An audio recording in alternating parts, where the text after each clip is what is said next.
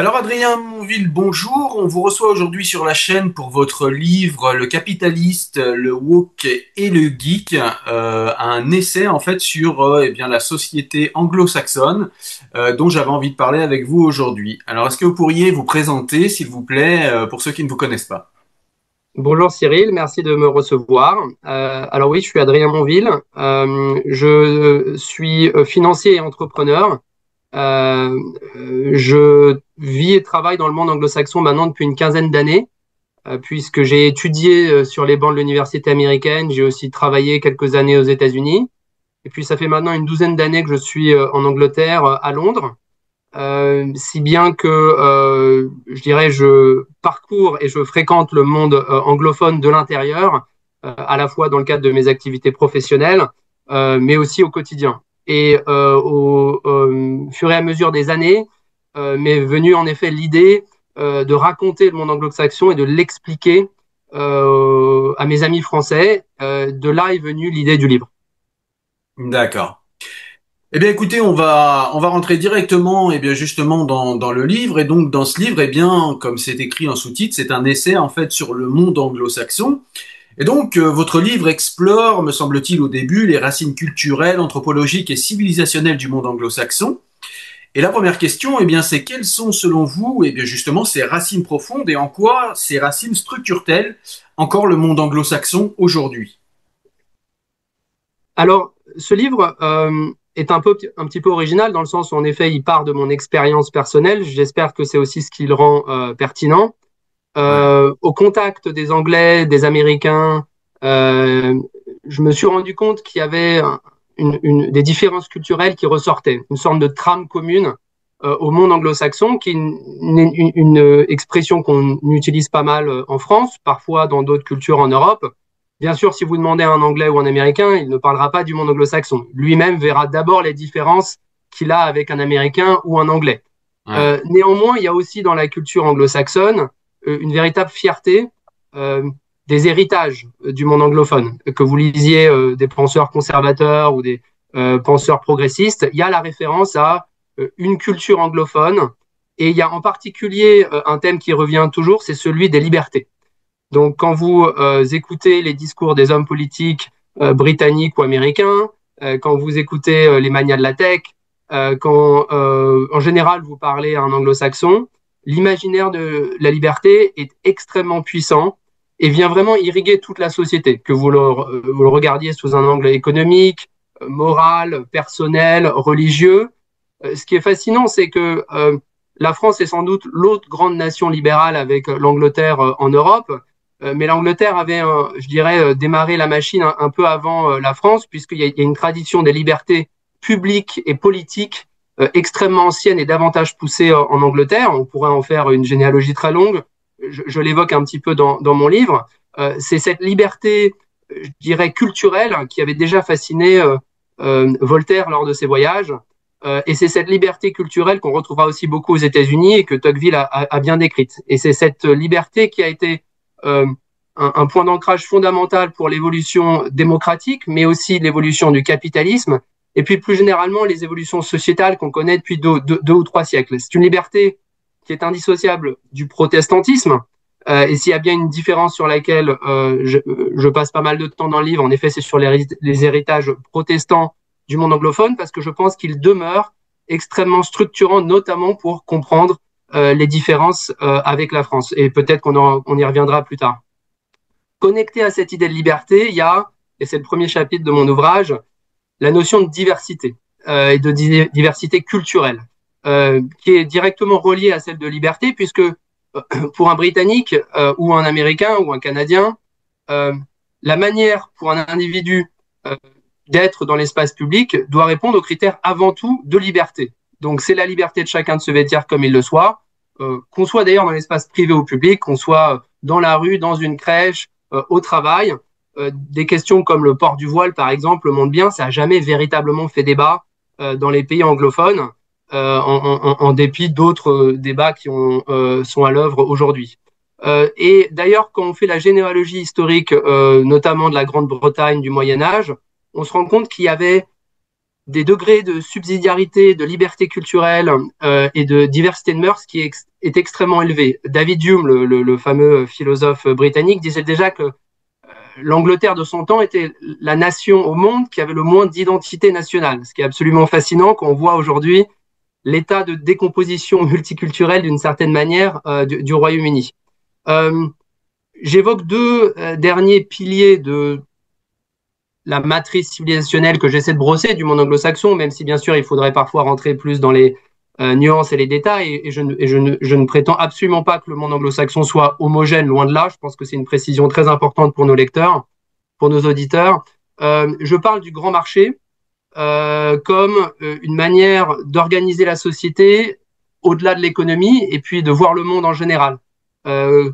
Et ce qui est assez frappant, c'est aussi bien dans la culture intellectuelle que la culture activiste ou politique ou économique anglo-saxonne, mais aussi dans la manière d'éduquer ses enfants ou d'aller se soigner, c'est la notion de libre choix, j'appelle ça la religion du choix, et la notion que les choses doivent pouvoir s'organiser comme un grand marché, où les idées, ou les points de vue, ou les initiatives s'entrechoquent, se culbutent, loin de l'idée un peu plus paternelle qu'on a en France d'un État qui viendrait protéger, régenter, orienter. Il n'y a pas du tout ça, ou beaucoup moins ça dans le monde anglo-saxon. Et ça, je pense, c'est absolument constitutif d'un ADN s'il en est un. Et puis un dernier point, et peut-être qu'on y reviendra plus tard, que j'évoque, c'est, je dirais, les héritages intellectuels et cognitifs. Puisque je pense que pour véritablement pénétrer l'âme d'une nation ou la vérité d'une civilisation, il faut comprendre comment les gens qui y vivent pensent. Je me suis intéressé depuis un certain nombre d'années aux grandes écoles de pensée du monde anglophone, qui sont assez méconnues en France et qui souvent sont la grille explicative qui manque pour véritablement comprendre soit les phénomènes du Royaume-Uni ou des États-Unis, soit plus généralement le monde anglophone. Et dans un chapitre du livre, j'évoque notamment la prépondérance de cet héritage empiriste et utilitariste qui façonnent à leur manière le monde anglophone depuis 3 siècles, qui ont lié avec une certaine version du libéralisme à l'anglaise, mais il est fondamental de comprendre que dans le rapport à l'utilité, que ce soit dans la tradition morale anglaise ou plus tard dans la tradition américaine avec l'école des pragmatistes que j'évoque, que ce soit dans les théories du calcul économique et dans un capitalisme financiarisé, on retrouve en permanence cette logique utilitariste, y compris même dans la question de l'immigration, c'est très intéressant. Pendant des décennies, le monde anglo-saxon s'est complètement ouvert à une immigration monde, dans un souci essentiellement court-termiste et opportuniste. D'ailleurs, quand on parle d'opportunisme dans le monde anglo-saxon, ça revêt toujours une connotation positive. Donc, je résume ces héritages par un terme qui est la pensée de l'action. C'est-à-dire que quand vous êtes au contact notamment des Américains, et puis c'est vrai des Anglo-Saxons en général, il y a toujours un accent très fort qui est mis sur les résultats, les processus, l'action, le présent, le futur, là où je dirais que des traits davantage français seraient la conceptualisation, l'intellectualisation. D'ailleurs, ils nous le reprochent parfois. Moi, ça m'est déjà arrivé qu'on m'a dit « Ah, vous les Français, qu'est-ce que vous êtes ennuyeux à tout intellectualiser ?»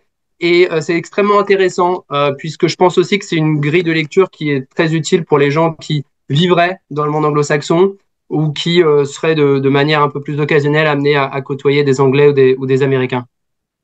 D'accord. Donc on a bien compris le début du livre et le tableau que vous dressez du monde anglo-saxon et vous m'avez offert une transition parfaite puisque la deuxième question était en fait de vous demander d'expliquer de manière un petit peu plus exhaustive bien cette fameuse pensée de l'action qui a Mhm. permis selon vous à cette civilisation anglo-saxonne de dominer le monde et même d'être le moteur, on va dire, ouais, la civilisation qui quand même est le moteur de l'Occident, de la civilisation occidentale. Quelle est-elle cette pensée pragmatique au niveau, je veux dire concrètement, quoi, aujourd'hui, où est-ce qu'on peut voir cette pensée pragmatique, utilitariste et mise en action? Euh, je dirais deux exemples criants, c'est Trump et Musk, pour parler de manière concrète. La Silicon Valley, c'est exactement ça. On pense le futur dans 10 ans, 50 ans, 1000 ans, et on ne pense qu'en termes de transformer le monde, changer le monde. Bref, on est en plein dans un programme d'action. Alors, ça ne veut pas dire qu'il n'y a pas d'idées. Euh, on parle juste d'un biais, d'un angle de prise sur la réalité et sur la manière de penser. Je dis dans le livre que le monde anglo-saxon a sans doute un rapport aux héritages et au passé un petit peu différent de celui qu'on a en France, dans le monde latin aussi, je pense en Allemagne, où on a tendance à davantage fantasmer un âge passé. On a, par exemple, l'histoire en France est une discipline relativement grand public, elle est beaucoup moins en Angleterre. Et j'ai jamais vu mes amis américains ou anglais passer des heures à refaire le monde sur des sujets historiques. Donc encore une fois, la pensée de l'action, c'est une pensée du présent et de la fabrique du futur, ce qui veut aussi dire que c'est une pensée du changement, de la transformation, de la disruption. Et mon livre s'appelle Le capitaliste, le woke et le geek. Le capitaliste et le geek sont deux grandes figures de cet ethos du changement permanent, du changement transformationnel. Donc ça, c'est la figure de Musk et de la Silicon Valley plus généralement, où l'action et la transformation sont la fin même au prix de tous les moyens, si je puis dire. Euh, Cette éthique de l'action, on la retrouve aussi d'une certaine manière un peu en politique et chez Trump. Il n'y a qu'à regarder ce qu'a fait Trump dans les 6 premiers mois où il a été réélu. Il a, quoi qu'on en pense, il a agi à une vitesse, une célérité, avec une puissance, mais qu'on retrouverait jamais en Europe continentale et même sans doute jamais au Royaume-Uni, dans le sens où la question, c'est vraiment on fait. On parle beaucoup moins et on fait. Je dis un petit peu en plaisantant dans le livre que même quand on compare le discours d'un Premier ministre britannique et le discours d'un Emmanuel Macron, il y a des différences énormes. C'est-à-dire qu'on n'attend pas d'un Premier ministre ou d'un président américain qu'il ait écrit des bouquins ou qu'il puisse philosopher ou faire des discours de 2 heures. Non, on va droit au but. On est dans l'opérabilité des concepts. Et c'est exactement ce qu'on voit à la fois dans la culture de l'entreprise, mais aussi dans la culture politique. Dans la culture intellectuelle, puisque vous me posiez également cette question, il y a toute une littérature de grande qualité au sein du monde anglo-saxon. Alors, qui bien sûr a depuis de nombreux siècles conversé avec les autres grands penseurs français, germaniques ou italiens, mais en même temps il y a une singularité. Comme je disais, il y a eu euh, toujours une volonté de se rapprocher du concret et de partir de l'expérience. Ça avait commencé au Moyen Âge avec les nominalistes, ça s'est prolongé avec l'empirisme de Hume et de ses collègues. L'idée étant qu'il faut partir de l'expérience sensible pour ensuite déduire la règle. Dans le monde anglo-saxon, on va du particulier vers le général. Et ça, on le voit aussi bien dans le monde économique, c'est la main invisible du marché, on fait confiance à la spontanéité des acteurs. On le voit dans le monde politique, où les pays anglo-saxons sont globalement assez décentralisés, avec beaucoup de subsidiarité. On le voit aussi dans le domaine juridique. La jurisprudence, c'est ça, on va du particulier vers le général. Si bien que dans la tradition anglo-saxonne, on se méfie de la rationalité trop abstraite, ou de l'ingénierie sociale, ou des trop grands principes. C'est pour ça que c'est souvent ce qui nous oppose parfois le plus fondamentalement, nous, Français, avec les pays anglo-saxons. Ils ont beaucoup de mal, je pense, à comprendre, je dirais, la rationalité cartésienne, ou l'idée qu'il faille construire. Juste, permettez-moi, Adrien, juste pardon pour ceux qui n'ont pas l'habitude de la philo, comment dire, le cartésianisme issu de Descartes, c'est un peu le contraire de ce que vous nous annoncez, c'est-à-dire que Descartes nous dit attention, méfiez-vous de vos sens vous trompent. La seule lumière qui permet de ne jamais vous tromper, c'est votre esprit et c'est la rationalité, ce qui effectivement est contraire à ce que vous nous décrivez du monde anglo-saxon. Je voulais juste faire cette précision pour que tout le monde comprenne.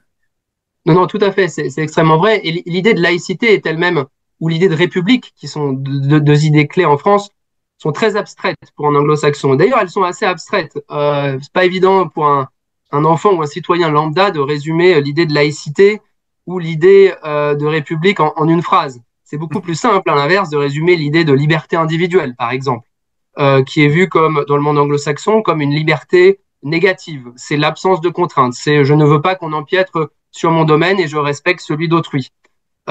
Si bien que euh, cet héritage intellectuel anglo-saxon, il façonne je dirais, l'inconscient collectif et aussi l'inconscient personnel. D'ailleurs, la manière d'éduquer, de former la jeunesse dans les pays anglo-saxons est davantage basée sur euh, l'expérience, sur l'expression oratoire, sur le narratif, c'est-à-dire que la personne de l'enfant est beaucoup plus mise en avant, et beaucoup moins sur la récitation, l'ingurgitation de savoir, euh, les connaissances théoriques. Je dirais avec ses bons côtés et ses mauvais côtés, mais je pense que c'est fondamental, puisque plus généralement, pour comprendre comment une société opère, il faut se référer aussi et d'abord à comment les êtres qui y vivent y sont éduqués. Euh, je terminerai peut-être en disant un mot de plus sur euh, euh, certaines écoles de pensée, puisque j'y passe pas mal de temps dans le livre. On a parlé un petit peu d'utilitarisme. Il y a une école qui est absolument fascinante, qui est celle des pragmatiques américains. On parle notamment des penseurs James et Peirce, qui ont poussé le raisonnement utilitariste, qui est à la base une école morale, je dirais, dans le domaine de la connaissance et plus généralement philosophique, puisque le pragmatisme postule que la valeur d'une idée doit s'évaluer uniquement à ses conséquences concrètes. Donc, est souhaitable et plaisant ce qui est utile et efficace. Donc là, on est au cœur, je dirais, de la théorisation de la pensée de l'action. J'appelle ça aussi la pensée de l'utile et de l'action. On pourrait en parler des heures. Ça veut aussi dire que quand vous vivez dans le monde anglo-saxon, les référents cardinaux pour nous que sont parfois l'esthétique, la poétique, la sensualité sont beaucoup moins présents. On va beaucoup plus être dans les résultats, comme je le disais, les processus, la standardisation. D'ailleurs, ce qui est fascinant, c'est de voir à quel point les entreprises anglo-saxonnes et tous ces grands conglomérats fonctionnent très bien en dépit d'une immense diversité culturelle en leur sein. Et c'est précisément puisqu'il y a ce référent, je dirais sans cesse, des processus, des règles, et puis de la quantification. Et je terminerai par là. Je pense que la nature quantitative de la pensée anglo-saxonne est extrêmement forte et ça a des ramifications dans la société, dans le capitalisme financiarisé qui par définition s'attache d'abord aux indicateurs chiffrés, mais aussi dans le milieu de la tech, puisqu'on est en plein en ce moment dans la grande période de la fusion du capitalisme et de la technologie. Donc, d'ailleurs, quand vous ouvrez un bouquin, un essai britannique ou américain, aussi intéressant soit-il, il y a souvent un moment, un schéma ou un petit tableau récapitulatif. Ça, je pense, c'est constitutif de la manière d'envisager le réel, ce qui parfois amène à davantage d'objectivité et de rigueur, mais parfois aussi, je dirais, est trop unidimensionnel ou pauvre comme pensée. Voilà. Donc, j'invite vos auditeurs à aller découvrir ces auteurs pragmatiques dont je pourrais dire le plus grand bien et le plus grand mal. Alors, vous évoquez, on va parler un petit peu d'autre chose, mais de tous les points que vous avez abordés, de toute façon, on va les creuser au long de cette interview. Mais là, d'abord, je voulais justement vous faire un petit peu approfondir cette figure du geek et son rôle dans la dynamique anglo-saxonne. Et que vous nous expliquiez en quoi le personnage du geek est finalement, alors le geek est à la fois capitaliste, technophile évidemment, et aussi issu de cette tradition libertaire dont vous nous avez parlé. Et en quoi est-ce que le geek incarne en fait le nouveau visage de la domination, on peut quand même le dire comme ça, sans qu'il y ait du négatif derrière, mais de la domination anglo-saxonne sur le monde. On voit bien que au niveau tech, eh bien, ce sont les États-Unis qui mènent les choses aujourd'hui. Et ma question, pour être plus précis, c'est en quoi le geek est-il dans la continuité de ce dont vous nous avez parlé? C'est-à-dire en quoi finalement le monde anglo-saxon était un terreau pour l'émergence de ces geeks-là? Alors, le geek, il est à la croisée de trois grands héritages dont j'ai parlé. L'héritage libéralisme, il n'y a qu'à penser à toute la tradition libertarienne américaine qu'on retrouve chez des Musk, chez des Thiel aujourd'hui. Donc le libéralisme d'une part, l'empirisme d'autre part, puisqu'il s'agit ici euh, d'améliorer le monde à partir de la technologie. Donc il s'agit ici d'un projet véritablement expérimental où les data, où l'innovation est vue comme un remède. Je parle aussi beaucoup d'éthique solutionniste. Il y a l'idée que euh, le monde peut se résumer à une série de problèmes. D'ailleurs, quand un entrepreneur de la tech va voir un venture capitaliste pour lui demander de l'argent, il résume en quoi il y a un problème-solution. tout est question de problèmes et solutions, ce qui est une grille de lecture formidablement puissante Mm. pour développer des technologies, développer des entreprises, conquérir le monde. Mm. Puisqu'une éthique qui serait davantage poétique ou intellectuelle ou davantage sensualiste euh, aurait beaucoup plus de mal, forcément, à envoyer des fusées sur Mars ou à produire des iPhones. Et puis, elle est aussi à la croisée de la troisième tradition que j'évoquais, qui est ce culte de l'utilité, de l'action, de l'utilitarisme. Euh, Quand vous regardez notamment des penseurs du philanthrocapitalisme, qui est un autre thème que j'évoque dans le livre, et beaucoup de ces grands capitaines de la tech font aussi de la philanthropie, parce que c'est un des propres du monde anglo-saxon, où comme l'État a assez peu sa place dans le monde anglophone, c'est la société civile qui vient à la rescousse pour délivrer des initiatives sociales.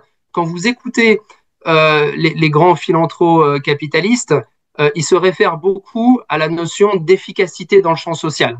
C'est d'ailleurs fascinant, c'était vrai des grands philanthropes du 19e siècle, Carnegie par exemple, pour qui les entreprises philanthropes devaient être menées comme des entreprises capitalistes, c'est-à-dire des indicateurs chiffrés, des revues de performance, euh, des ciblages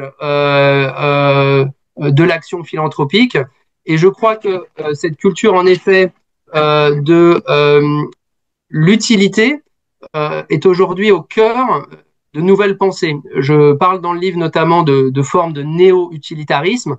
C'est le cas d'un courant de pensée qui s'appelle le long-termisme, qui est pas mal en vogue dans la Silicon Valley. Vous pensez tout de suite d'ailleurs à la pensée long-termisme d'un Elon Musk, qui nous parle toujours de sauver l'humanité à 1000 ans, quand bien même il y a énormément de problèmes aujourd'hui, actuellement, aux États-Unis. Le long-termisme a été formalisé depuis une décennie, notamment par un penseur écossais, William Maskell, et il est en plein dans l'idée qu'il faut, pour décider de la juste conduite et de nos choix moraux, il s'agit de prendre en compte tous les futurs possibles. C'est exactement ce que vous faites en finance, par exemple. Pour prendre une Mm. décision d'investissement, vous allez regarder vos profits futurs, vous allez les actualiser comme on dit, ça va vous dire c'est positif, c'est négatif, j'investis ou pas. C'est une Donc, pensée probabiliste, en fait. c'est une pensée tout à fait probabiliste, centrée sur le futur, euh, un peu simpliste, très simpliste quand il s'agit en tout cas de très long terme, peut-être moins simpliste quand il s'agit de plus court terme. Et c'est tout à fait déroutant. J'invite aussi les lecteurs à lire ce livre de McCaskill qui s'appelle What We Owe the Future, où il y a une véritable conceptualisation de comment penser nos choix présents en fonction des risques et des opportunités futures. C'est une manière de penser qu'on n'aurait jamais vue chez un auteur, je pense, français ou continental. D'accord. Alors, je voulais qu'on parle maintenant, qu'on change de sujet et qu'on parle du wokisme comme produit du monde anglo-saxon. Donc, je voudrais que vous nous expliquiez pourquoi le wokisme, bien qu'alimenté par des traditions intellectuelles variées, et vous le rappelez dans le Mhm. livre, pourquoi s'est-il développé avec tant de succès dans le monde anglo-saxon finalement?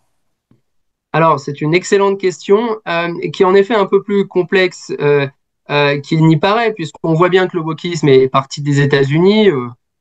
En gros, il y a une grosse vingtaine d'années, même s'il y a des prémices antérieurement.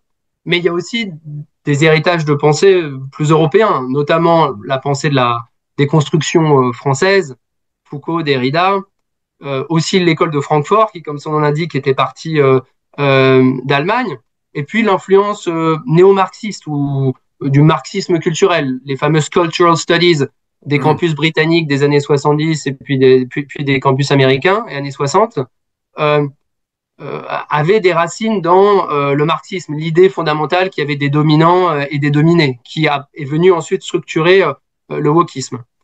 Il n'empêche, puisque moi-même je vis maintenant dans le monde anglo-saxon depuis une quinzaine d'années, il m'est apparu, et c'était une démarche assez empirique finalement, c'était à partir de mon ressenti personnel et quotidien, qu'il y avait quand même une spécificité anglo-saxonne dans le wokisme. Et donc je m'attarde beaucoup dans le livre à comprendre en effet pourquoi le wokisme a émergé d'abord dans le monde anglo-saxon, pourquoi il y a été conceptualisé, théorisé de cette manière, et pas en France, pas en Allemagne. Quand bien même la France partage avec l'Angleterre, par exemple, une histoire coloniale très riche, une grande diversité culturelle et ethnique, une gauche radicale déconstructrice extrêmement véhémente. En dépit de tout ça, je pense qu'il y avait un terreau civilisationnel et anthropologique Je me réfère pas mal, en effet, à la notion d'anthropologie, parce que c'est en partie ce que je fais dans le bouquin, une anthropologie du monde anglo-saxon et de ses sociétés. Comme je l'ai dit auparavant, il y a tout d'abord dans le wokisme un certain rapport à la diversité et aux communautés. Et ça, je dirais que c'est l'angle presque le plus immédiat. Quand vous allez aux États-Unis, quand vous débarquez dans un campus, vous avez des centaines d'associations. Je raconte ça dans le livre. Des associations, et Tocqueville le racontait aussi très bien à l'époque, on se définit par ses affiliations associatives ou communautaires. C'est constitutif de l'identité d'un citoyen aux États-Unis. C'est un peu moins le cas en Angleterre, mais ça le reste encore en partie. Il ne faut pas oublier que les Américains étaient largement des puritains et des Anglais qui ont émigré, en tout cas pour les premières générations. Donc je pense qu'il y a dans le wokisme, je dirais aux États-Unis, en Angleterre et au Canada aussi, un terreau, je dirais, multiculturel, diversitaire de départ qui favorisait l'émergence, je dirais, d'une pensée basée sur les identités. On parle souvent de tyrannie des identités avec le wokisme. Je pense que ça, c'est un premier élément. Un deuxième élément, c'est le libéralisme dont on a parlé, le libéralisme anthropologique, je dirais, et philosophique, qui fait qu'on se définit comme on le souhaite. Voltaire et Montesquieu le racontaient, ils étaient fascinés par le fait qu'on pouvait en gros s'habiller, parler comme on voulait dans l'Angleterre du XVIIIe siècle. C'est plus que jamais vrai aujourd'hui.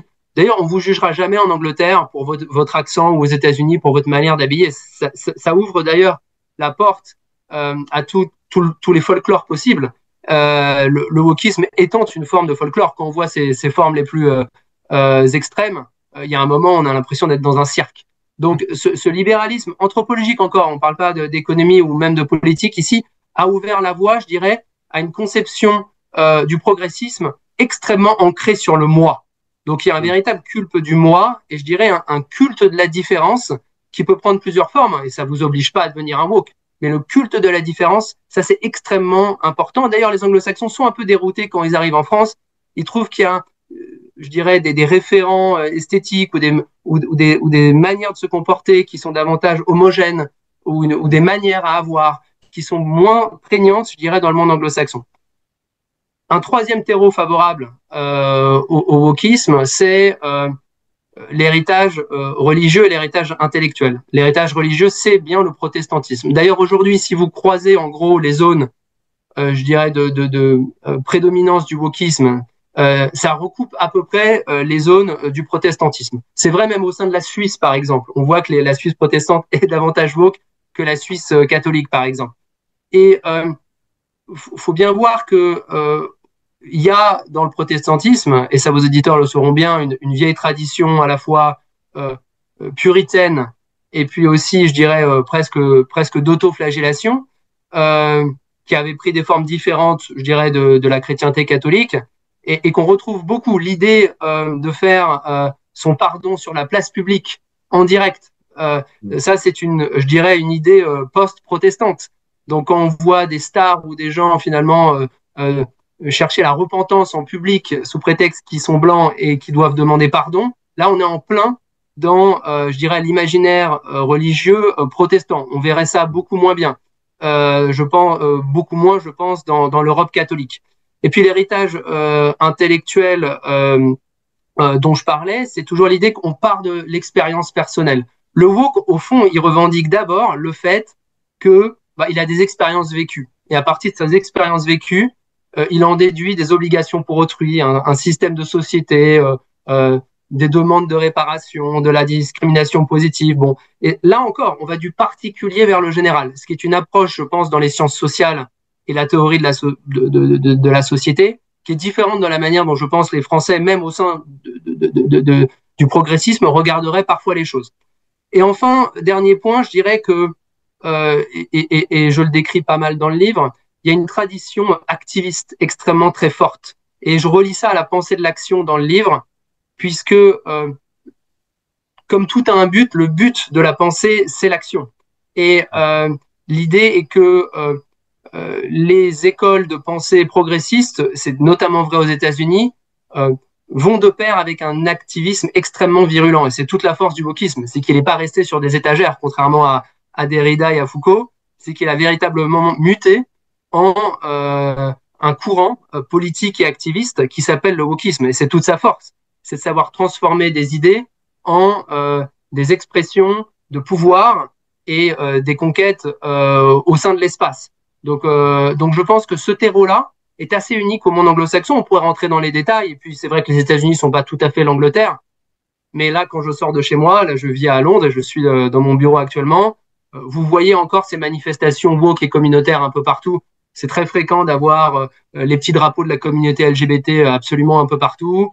Et on se cache absolument pas de ces appartenances communautaires. D'ailleurs, le communautarisme n'est pas un gros mot du tout dans le monde anglo-saxon. Il n'y a pas d'ailleurs véritablement de mot pour le communautarisme. On estime au contraire qu'il s'agit des libertés culturelles de chacun. Donc on voit bien que cet héritage des libertés culturelles a été un véritable terreau pour le wokisme. D'accord. Je vais vous poser une question en deux parties maintenant qui va faire appel un petit peu à la fin du chapitre sur le wokisme du livre.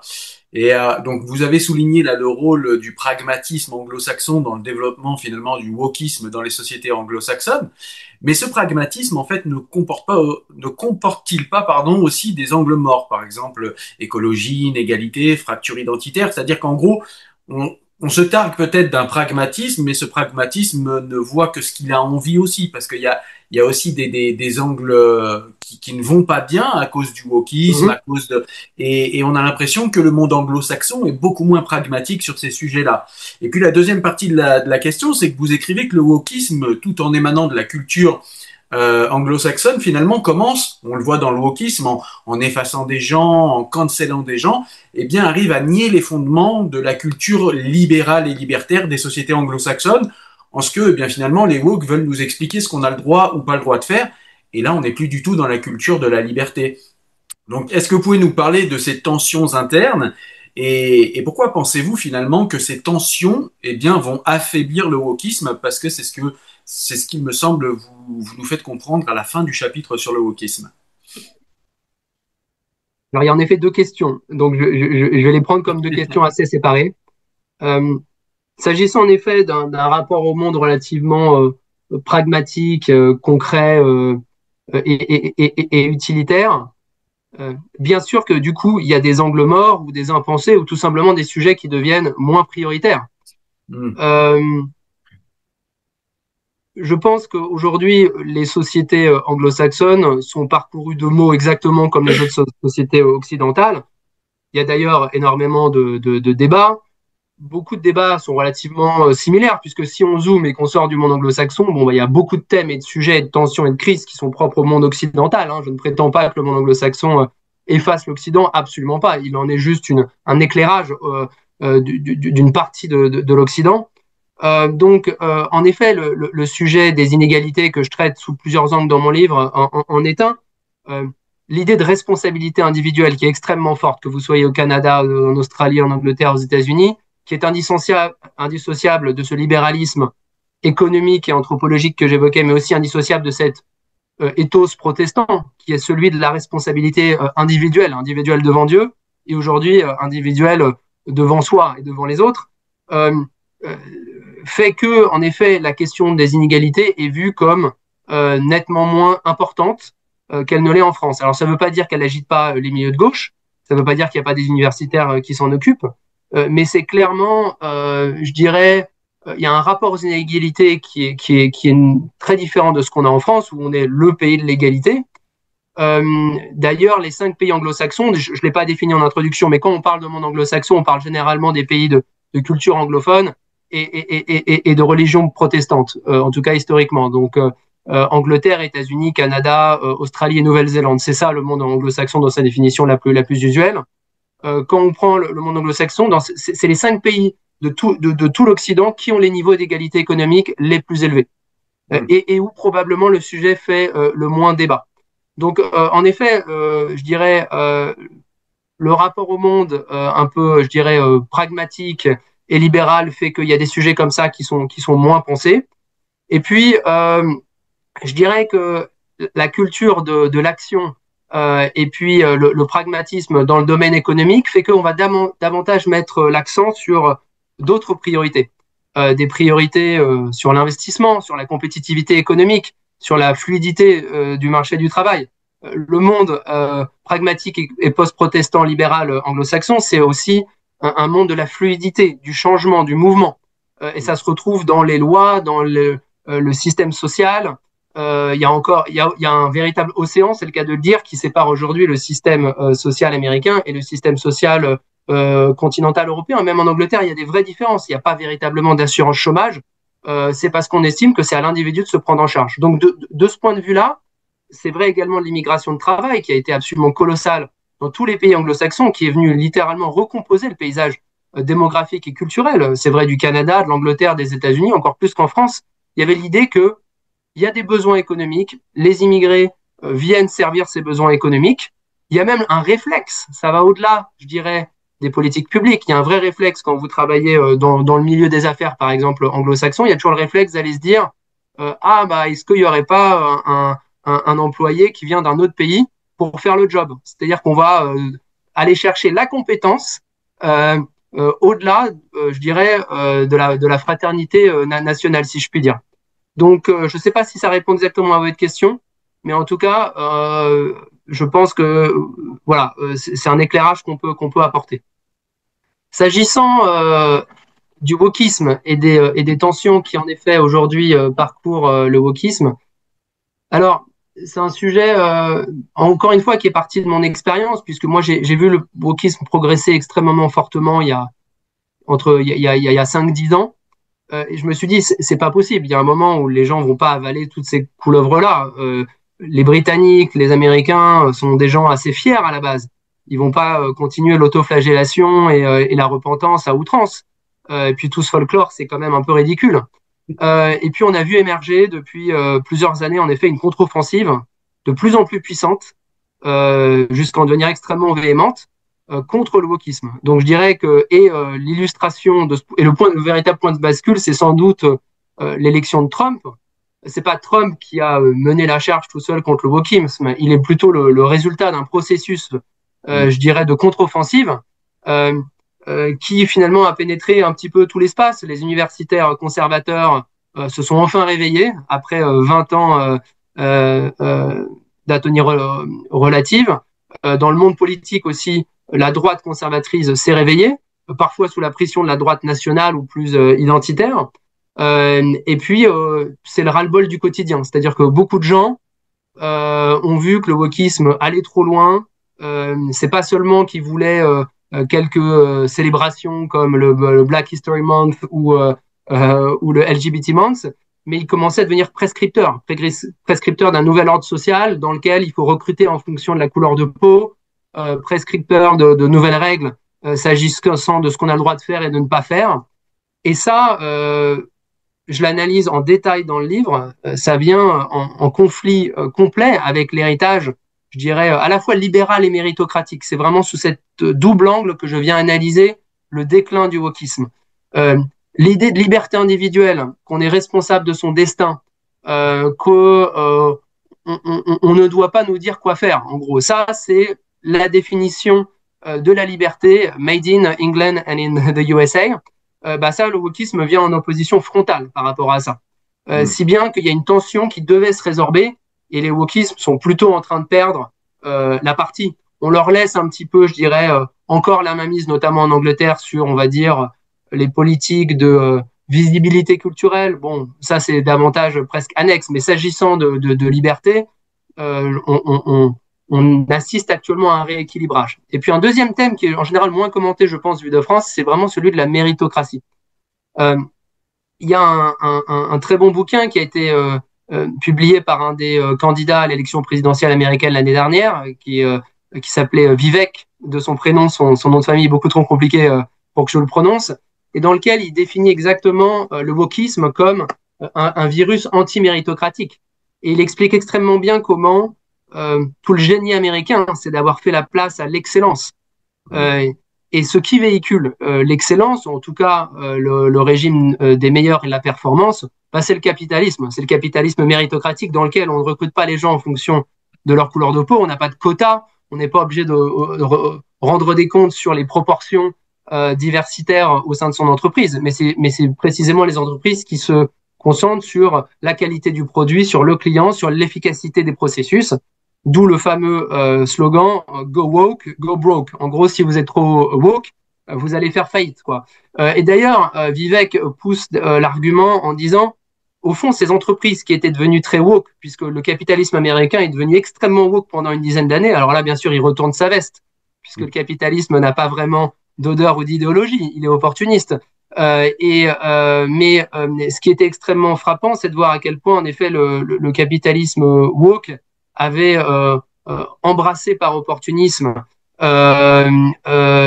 ces courants et avait commencé à faire de la politique, puisqu'il commençait à pousser un agenda progressiste extrêmement fort. On dépassait largement le cadre des initiatives sociales, qui peuvent être parfaitement justifiées par les entreprises.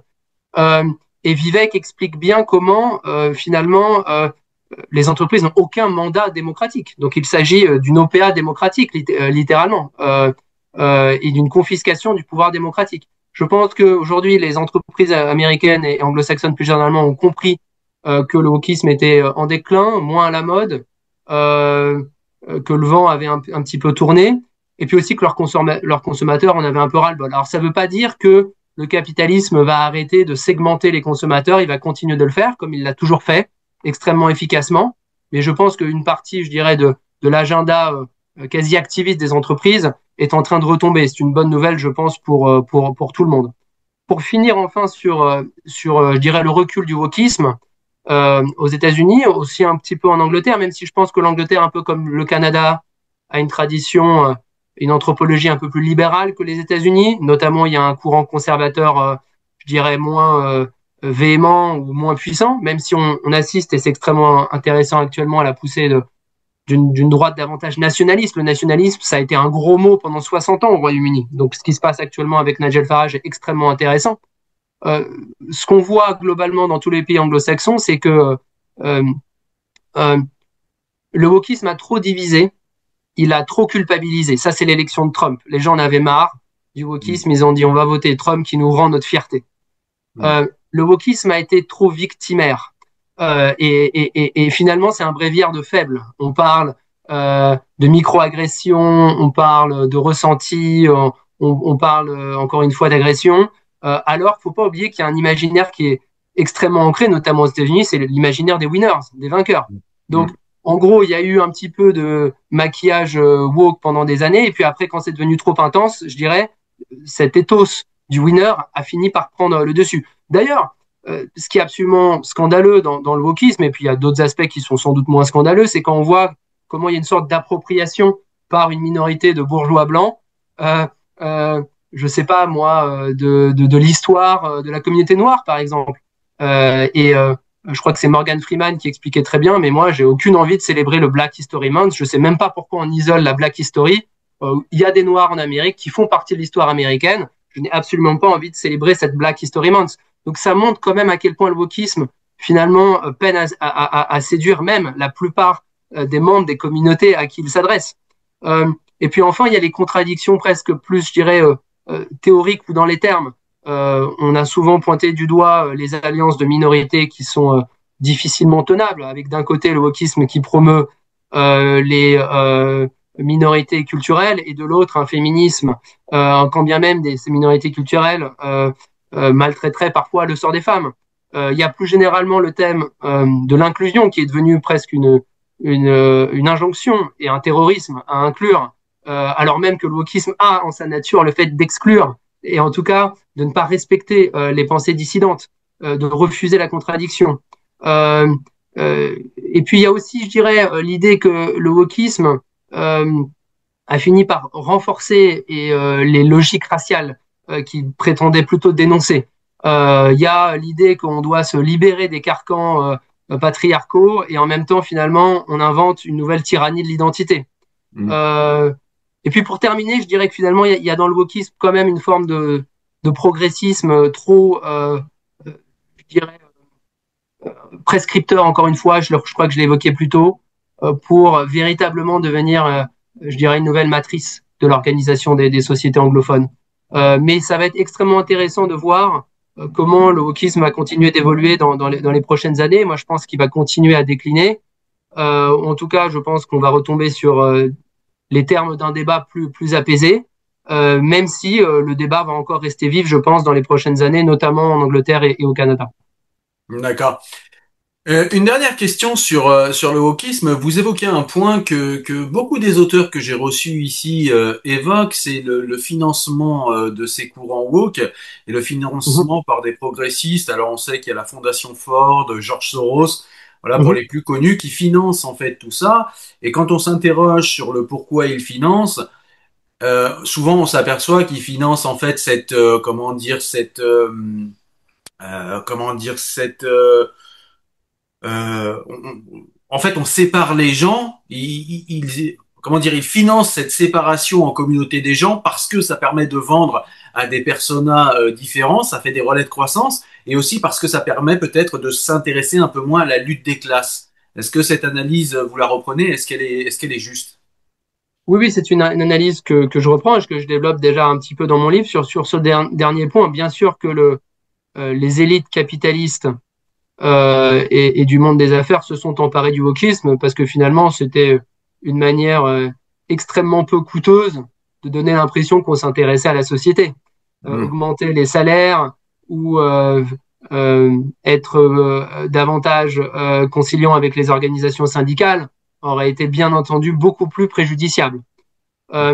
Et puis par ailleurs, je pense qu'il y avait aussi une certaine convergence de points de vue entre un capitalisme mondialisé et un wokisme à la fois très communautaire, mais aussi un peu mondialiste dans les termes. C'est son côté un peu post-marxiste qui fait que le wokisme se nourrit euh, de cette immigration, de ce multiculturalisme un peu fou. C'est Hmm. d'ailleurs un de ses fonds de commerce.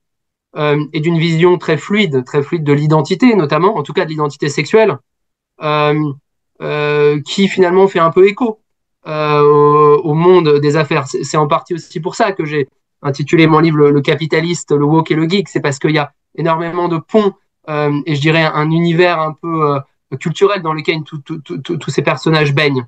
Donc oui, je pense que vous avez raison que le wokisme a aujourd'hui euh, en effet été financé et adopté par des gens qui avaient d'une part intérêt, mais qui aussi se reconnaissaient un petit peu dans certaines de ces valeurs.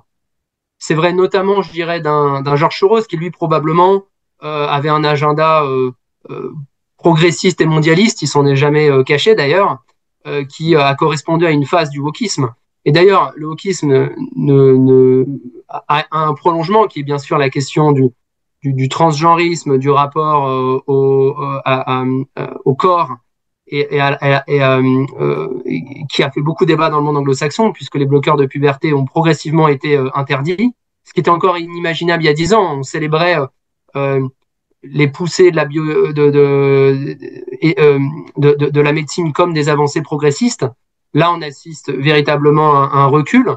Je pense que beaucoup des capitalismes ont financé le wokisme plus par opportunisme qu'autre chose. Il n'y a qu'à regarder Mark Zuckerberg, euh, qui était très woke et très il faut contrôler la liberté d'expression et donc faire un peu de la censure sur son réseau social Facebook et puis qui depuis l'élection de Trump est devenu quasi anti-woke. Donc il y avait une bonne part d'opportunisme, mais pas que. Il y a une vision du monde aussi convergente dont il ne faudrait pas penser qu'elle va s'arrêter du jour au lendemain. D'accord. Alors, je voulais qu'on passe maintenant au sujet enfin, qu'on parle plus concrètement du capitaliste. Alors, vous décrivez le capitalisme comme une force révolutionnaire dans votre livre. Selon Oui. vous, quels sont aujourd'hui comment dire, les points encore forts du capitalisme? Parce qu'on sait qu'il y a quand même beaucoup de gens, Tout notamment dans les gauches occidentales, qui critiquent le capitalisme. à fait. Et pourtant, ce capitalisme reste encore extrêmement puissant, extrêmement fort. C'est une des forces les plus puissantes du monde anglo-saxon. Comment aujourd'hui se matérialise cette puissance, cette force révolutionnaire qui continue en fait de structurer la société anglo-saxonne? Alors, pour faire écho à votre question, ce qui est extrêmement intéressant, c'est quand on regarde les études d'opinion dans le monde anglo-saxon, notamment aux États-Unis, on voit qu'il y a une très grande attirance pour les idées du socialisme. Alors, sans doute est-ce aussi parce que les Américains ont jamais véritablement connu le socialisme. Il y a qu'à demander à nos amis d'Europe de l'Est ce qu'ils en pensent. Eux en ont fait l'expérience. Mais il y a globalement un léger recul, en effet, de l'adhésion au capitalisme. Alors, c'est des termes extrêmement vagues, mais c'est en tout cas comme ça que sont faites les études d'opinion. Et une attirance croissante pour, en effet, le socialisme ou les idées socialistes. C'est notamment vrai des nouvelles générations, mais pas que. Donc, on sent bien qu'il y a quand même euh, ici une forme de frustration qui s'exprime, à la fois par le fait que la censure sociale, pardon, plus ou moins bloquée, y compris dans les pays anglophones, pas que chez nous, que les inégalités sont croissantes, que les frais universitaires sont absolument aberrants, qu'aujourd'hui c'est extrêmement compliqué de vivre correctement quand on vient d'un milieu populaire aux États-Unis, et puis qu'il y a cette concurrence effrénée de la main-d'œuvre immigrée, notamment, encore une fois, sur le marché américain. Donc je dirais que le capitalisme, oui, est légèrement chahuté.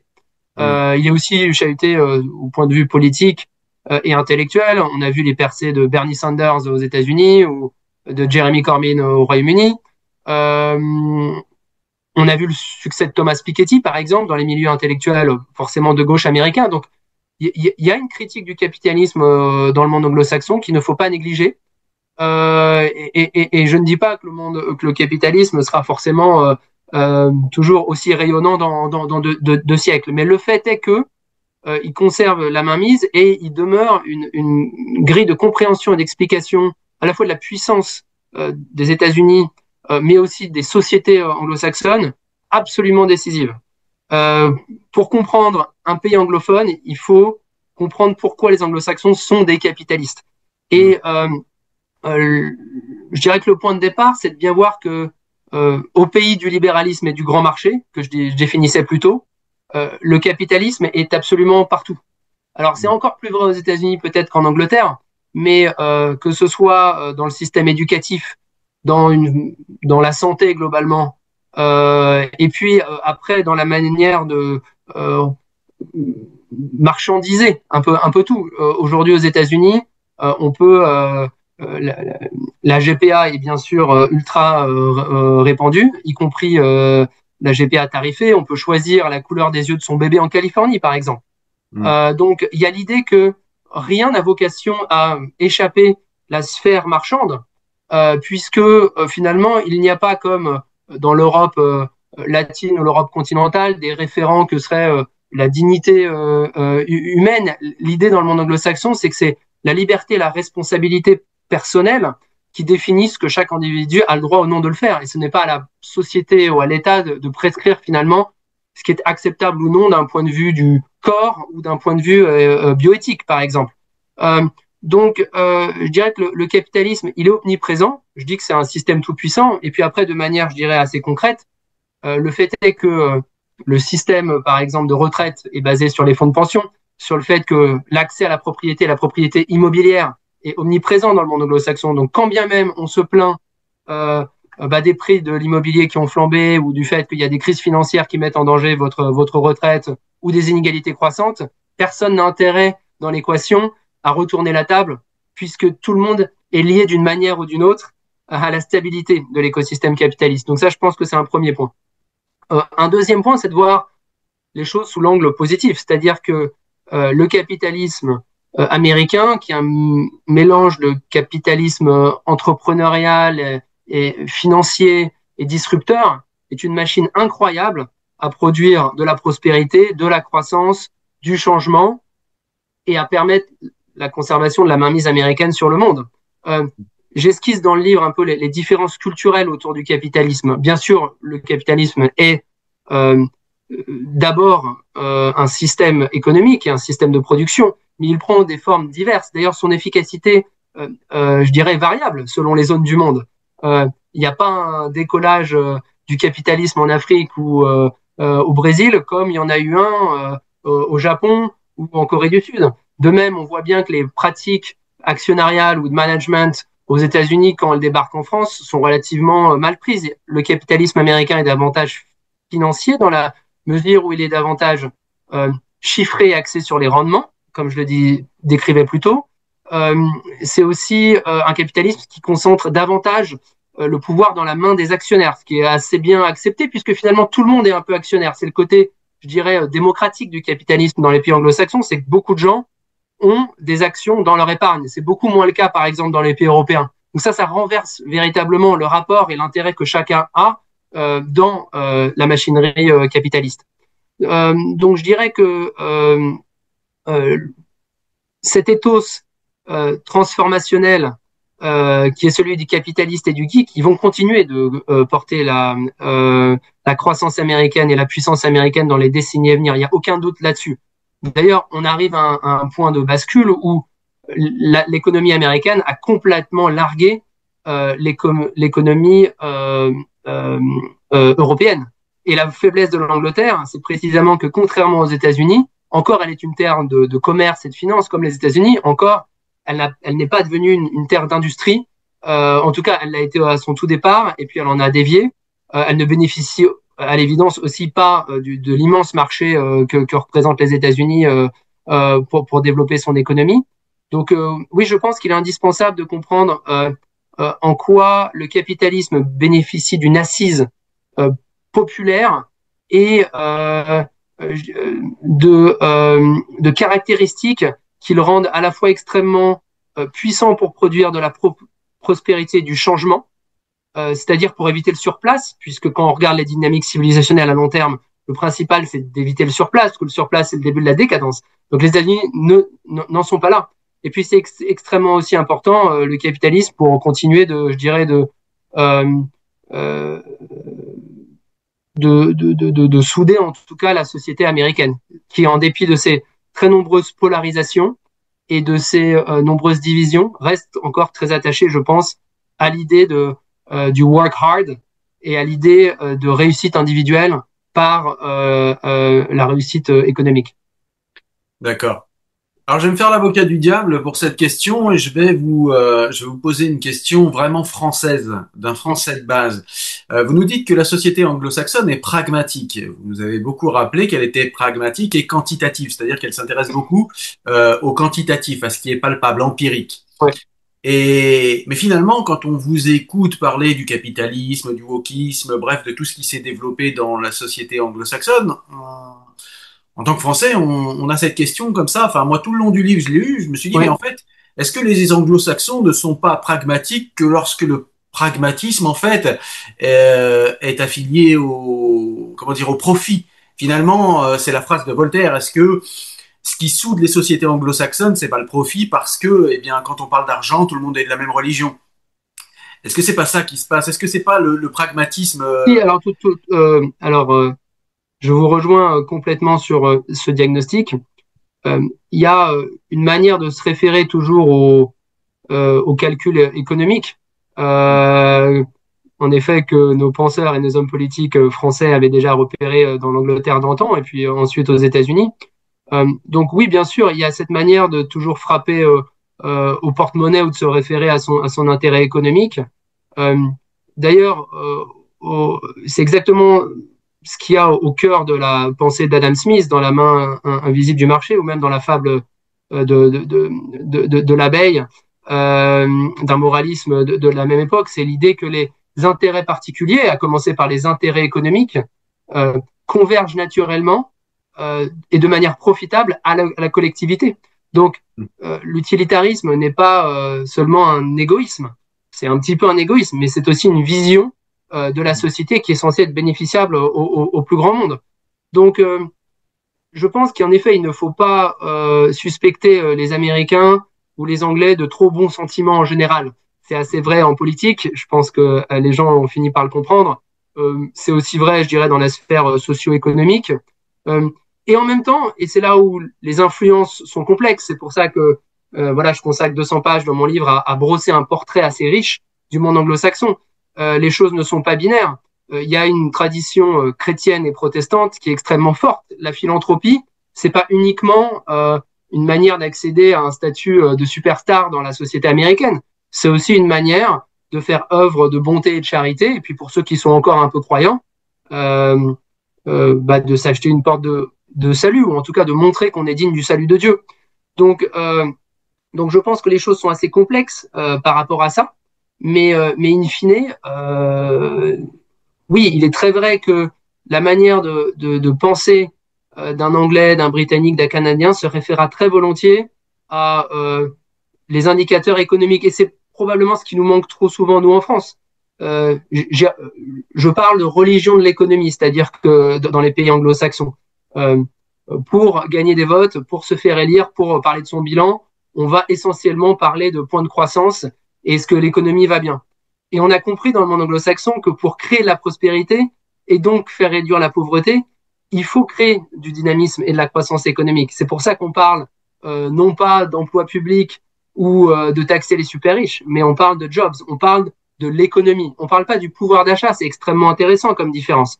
On ne parle pas qu'est-ce qu'il faut faire pour le pouvoir d'achat, sous-entendu, l'État doit-il faire des chèques aux gens? Non, on parle de qu'est-ce qu'on doit faire pour l'économie. On a bien compris que l'économie était un système dynamique et que tout le monde, quel que soit son statut social, a intérêt à ce que l'économie fonctionne.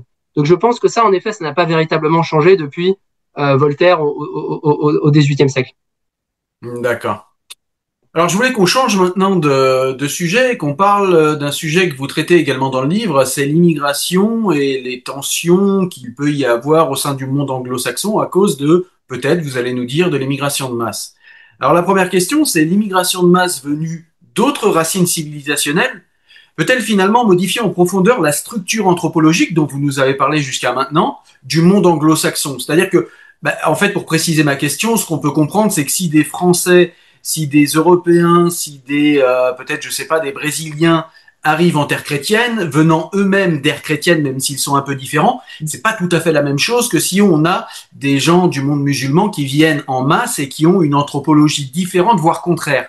Et du coup, est-ce que vous pensez, dans ce jeu des équilibres démographiques, est-ce que finalement la société anglo-saxonne peut être modifiée par cette immigration de masse? Alors, en tout cas, elle en a pris le chemin.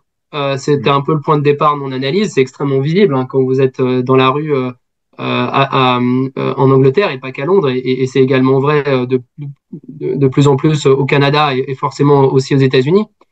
Euh, Ce à quoi on assiste depuis une vingtaine, trentaine d'années, c'est une internationalisation de l'immigration dans les pays anglophones. Mm. Euh, Peut-être encore un cran au-dessus de ce qu'on a fait en Europe, où finalement il y a des visas qui sont donnés à des gens en provenance du monde entier. Et il y a eu une forme clairement de naïveté, en particulier au Royaume-Uni. Et c'est le cas, ça commence à être le cas au Canada, où finalement on a pensé que une immigration de masse pakistanaise ou afghane ou somalienne allait donner la même chose qu'une immigration de masse polonaise, puisqu'il y a eu, je dirais, une véritable réussite de l'immigration, notamment est-européenne, en tout cas qui est venue dynamiser l'économie britannique. Et finalement, la plupart de ces gens-là se sont relativement bien intégrés. Certains sont repartis. Et je ne crois pas que ce soit les Polonais qui ont posé les plus gros problèmes migratoires en Angleterre, loin de là. Donc, comme on le voit chez nous d'ailleurs en France, bien sûr, le fait que l'islam arrive autant en masse pose énormément de problèmes aux équilibres démographiques, politiques et culturels du Royaume-Uni. Et ça commence à être le cas encore une fois au Canada. Euh, mais je dirais que l'Angleterre, de par ce terreau, je dirais communautariste, et ce degré de tolérance à l'ouverture, à la différence un peu plus élevé que chez nous en moyenne, euh, c'est presque n'a mis quasiment aucune barrière à cette dérive migratoire et multiculturelle, en tout cas pendant des décennies. Si bien qu'on en est arrivé à un point où les discours un peu nationalistes ou migratoires étaient complètement interdits. D'ailleurs, la Doxa Walk interdisait d'avoir le moins de discours un peu fermes. D'ailleurs, le Parti conservateur, pendant des décennies, finalement, a épousé lui-même un discours pro-business et relativement pro-immigration. Il n'y a qu'à ouvrir le magazine The Economist, que j'admire par ailleurs, mais pour voir à quel point les élites anglo-saxonnes dépeignent ou ont dépeint, ou une certaine élite, l'immigration comme une bénédiction véritable. Donc je pense qu'aujourd'hui on est à un point en effet extrêmement critique, notamment pour le Royaume-Uni. Aujourd'hui, des grandes villes comme Birmingham, où la population était à 100% chrétienne il y a un siècle, il y a beaucoup de quartiers où elle est à plus de 50% musulmane. D'ailleurs, je crois que la ville entière de Birmingham, je le cite dans le livre, à 30 ou 40% aujourd'hui musulmane. Et je donne des exemples. Par exemple, il y a une statue à la gloire du hijab qui a été montée à l'entrée d'un quartier à Birmingham. Plus récemment, on a vu un musulman relativement intégriste prendre la tête de l'institution des écoles anglaises, sachant qu'il avait auparavant dirigé une institution scolaire musulmane où il invitait les jeunes filles à porter le voile. Et puis je cite aussi cet exemple d'une amie qui a été naturalisée britannique à Brighton. Brighton, c'est une ville relativement prospère du sud de l'Angleterre, assez LGBT, où il y a historiquement d'ailleurs il y avait une vraie communauté gay, mais qui est devenue du coup assez woke. Le maire est devenu musulman, ça a été le cas dans plusieurs de villes d'Angleterre. Et mon ami, on lui a dit salam alaikum au moment où on lui a remis son certificat de nationalité britannique. Je vous dis le choc, là on est très loin de la République française. Et je crois qu'on est en plein dans l'islamisation du pays. Et c'est ça qui aujourd'hui, finalement, tire la poussée de Nigel Farage, qui au départ était l'homme de l'anti-Union européenne. Au départ, Nigel Farage, c'est l'homme de la souveraineté contre l'Union européenne, c'est donc l'homme du Brexit. Et puis au fil des années, c'est devenu l'homme de la politique anti-immigration, du discours interdit et de la fierté nationale. Aujourd'hui, ça poussait dans les sondages et ses premières victoires électorales montrent que le peuple britannique en a aussi ras-le-bol sur la question migratoire. Je pense que pour autant, l'Angleterre et les États-Unis vont continuer d'avoir, je dirais, un rapport à la différence culturelle qui sera toujours un peu différent de chez nous, mais je pense que le bouchon a sans doute été poussé encore plus loin. C'était encore plus inacceptable d'être fier de son passé, de son histoire, de ses origines, à savoir blanche et chrétienne, par exemple, en Angleterre, que ça ne l'était en France. Et donc, je pense que ceci explique en partie le retournement. S'agissant de votre question plus précisément, dans mon livre, en effet, je parle du fait que cette immigration monde pose les germes d'une société monde. C'est-à-dire que à avoir bâti cette société ultra multiculturelle qui fonctionne relativement bien dans les pays anglo-saxons, en tout cas jusqu'à maintenant, dans le sens où, puisque les individus avaient beaucoup de liberté individuelle et communautaire et culturelle, ça permettait à des gens de cultures vraiment différentes quand même de faire société, puisque le contrat social, c'était vous pouvez avoir vos différences culturelles, conserver votre communauté d'origine et en même temps vous insérer, disons, économiquement par le travail. Et puis les mariages mixtes feraient qu'il y aurait quand même une forme de mélange. Donc je pense qu'en tout cas, il y a une forme de syncrétisme à l'œuvre aujourd'hui dans le monde anglo-saxon qui prend des formes et une ampleur un peu différente de ce qu'on peut voir en Europe en continentale, où le sujet du multiculturalisme est aussi forcément complètement d'actualité. Je pense que la force des États-Unis est en effet d'avoir su conserver une immigration largement chrétienne, qui fait qu'aujourd'hui, notamment l'immigration latino, a su épouser beaucoup des codes, je dirais, des élites, en tout cas de la société américaine. Et je dirais même que ce qui est assez fascinant aux États-Unis, c'est de voir comment, par exemple, des Mexicains catholiques, finalement, ont épousé l'éthos protestant, qui est celui de la réussite individuelle par le travail, par l'enrichissement, par la figure de l'entrepreneur. Mais aux États-Unis, la question se pose également. Les États-Unis, par exemple, sont un pays qui n'ont pas de langue officielle. Ça n'existe pas. Ça paraît fou pour un Français qu'un pays aussi fier que les États-Unis n'ait pas de langue officielle. Non, c'est chaque État qui peut décider des langues. Et d'ailleurs, on voit une poussée extrêmement forte aujourd'hui de l'espagnol dans beaucoup d'États du Sud. C'est vrai de la Floride, du Texas, de la Californie. Et il faudra suivre d'extrêmement près, en effet, comment les États-Unis vont évoluer dans les décennies à venir par rapport à ce nouvel héritage. Mais je pense que, contrairement à l'Angleterre, qui est en état de relative décomposition multiculturelle, les États-Unis ont encore cette capacité à intégrer, à fabriquer du commun, en tout cas à assimiler. C'est une société communautariste, mais qui assimile la fierté nationale, le drapeau, l'hymne américain, globalement les immigrés, et c'est la force, je dirais, de l'immigration dans le monde anglo-saxon, c'est que les immigrés vont aux États-Unis, au Canada, en Angleterre, globalement pour réussir. Et c'est pour ça que je décris dans mon livre comment je pense que oui, il y a eu une immigration un peu différente de la France, où je pense qu'il y a eu quand même une immigration en partie de confort. On est venu largement pour le système social français. C'était beaucoup moins le cas dans les pays anglophones. Et c'est ce qui a fait que l'immigration, d'une manière ou d'une autre, parfois de manière contre-intuitive, a relativement fonctionné. Et elle continue, je dirais, de fonctionner économiquement relativement bien. Aujourd'hui, en revanche, elle pose d'énormes problèmes culturels, de problèmes sécuritaires au Royaume-Uni, et puis aussi quand même sur les finances publiques, puisque l'Angleterre, qui a un État social, je dirais, allez, à mi-chemin entre les États-Unis et la France, mais quand même une santé gratuite possible, en tout cas pour les urgences et les premiers soins, euh, aujourd'hui commence à être drôlement chahuté par l'immigration. Donc, le monde anglo-saxon est intéressant de ce point de vue, je dirais anthropologiquement. Il a je dirais une prédisposition à l'ouverture, à la tolérance, au libéralisme, à la liberté d'autrui. Et en même temps, à certains moments de son histoire, il va un peu se rebeller, se retourner. Et Hmm. là, il faut penser à la pensée de l'action. Quand c'est trop, c'est trop. Le wokisme, l'immigration peut-être. Je vois mal un grand tournant raciste en Angleterre où, en revanche, il va falloir suivre de très près est-ce que les Anglais vont décider ou pas de donner un jour une majorité, par exemple, à la droite nationaliste de Nigel Farage. S'agissant des États-Unis, c'est une société plus complexe et là, il faudrait peut-être mettre l'accent davantage sur les différences entre les États-Unis et l'Angleterre. On l'a un peu fait sur la provenance des immigrés. Il y a aussi une histoire forcément de la guerre civile, une histoire raciale aux États-Unis qui est extrêmement différente.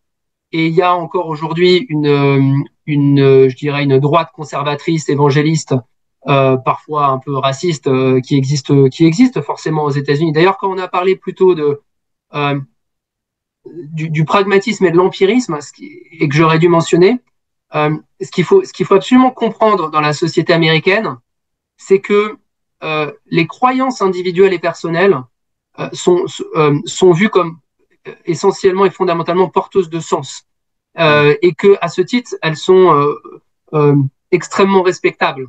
Donc, il ne s'agit absolument pas de dicter depuis le haut ce que serait une conception qui devrait être partagée par tous les individus, puis enseignée à l'école dès le plus jeune âge. Il y a au contraire l'idée que la diversité des modes de croyance ou des modes d'action est totalement louable et acceptable, et même profitable pour la société, puisque finalement, on crée du consensus et on crée de l'appartenance par les croyances personnelles. Donc je pense que les États-Unis restent encore un terreau très favorable à une grande diversité culturelle d'une part, et d'autre part à des modes de vie un peu séparés qui continueront de cohabiter dans cette, je dirais, société capitaliste et multiculturelle. D'accord. Juste une dernière question pour vous faire approfondir, même si vous avez en partie répondu. Est-ce que finalement, si on fait un peu de prospective, est-ce que dans le futur, il peut pas y avoir quand même de grosses tensions au sein des sociétés anglo-saxonnes, en ce sens que, je sais pas si vous validez la réflexion, mais moi, elle me paraît intuitivement vraie. C'était celle de Samuel Huntington qui nous expliquait dans Le choc des civilisations que jamais des anthropologies ou des civilisations différentes n'ont cohabité en paix sur un même territoire géographique. C'est compliqué si et puis, il y a une deuxième réflexion qu'on pourrait aussi, qui pourrait nous aider à faire un peu de prospective, c'est de se dire que souvent, les sociétés libérales ont cette grande qualité qu'elles laissent de la liberté à tous, même à ceux qui veulent la mort du libéralisme. Et est-ce qu'on n'a pas des gens qui viennent justement éteindre ce libéralisme et qui, par encore une fois le jeu démographique, vont pouvoir finalement, eh bien, on l'a vu par exemple, vous en parlez dans le livre, c'est pour ça que je me permets cette question. Par exemple, sur la politique internationale, on a quand même un poids démographique qui pèse dans les sociétés occidentales en général, mais anglo-saxonnes en particulier. Ouais. Ce que moi j'ai trouvé fascinant en vivant aux États-Unis depuis 10 ans, c'est que jusqu'à récemment, il n'y avait pas du tout eu ce discours finalement sur les grands équilibres démographiques, puisqu'on assumait une forme d'opportunisme et court-termisme, quoi. Bon, l'économie allait pas très bien, il fallait de l'immigration pour la dynamiser, bon, on s'en contentait, quoi. Ouais. Il se trouve qu'en effet, récemment, les choses ont fini par basculer, précisément, je pense, sous le poids de cette immigration extra-européenne et la dérive, globalement, des chiffres migratoires, et le fait que les Anglais, aussi portés sur le multiculturalisme soit-il, ont fini par avoir un sentiment de dépossession et que leur propre pays leur échappait. D'ailleurs, c'est Keir Starmer, le Premier ministre pourtant de centre-gauche, qui a dit récemment « Je ne veux pas que l'Angleterre devienne une île d'étrangers ». Mm. Donc c'est à prouver que finalement que les libéraux modérés britanniques en deviennent nettement plus conservateurs que la propre droite française, par exemple, avec ce genre de discours. Mais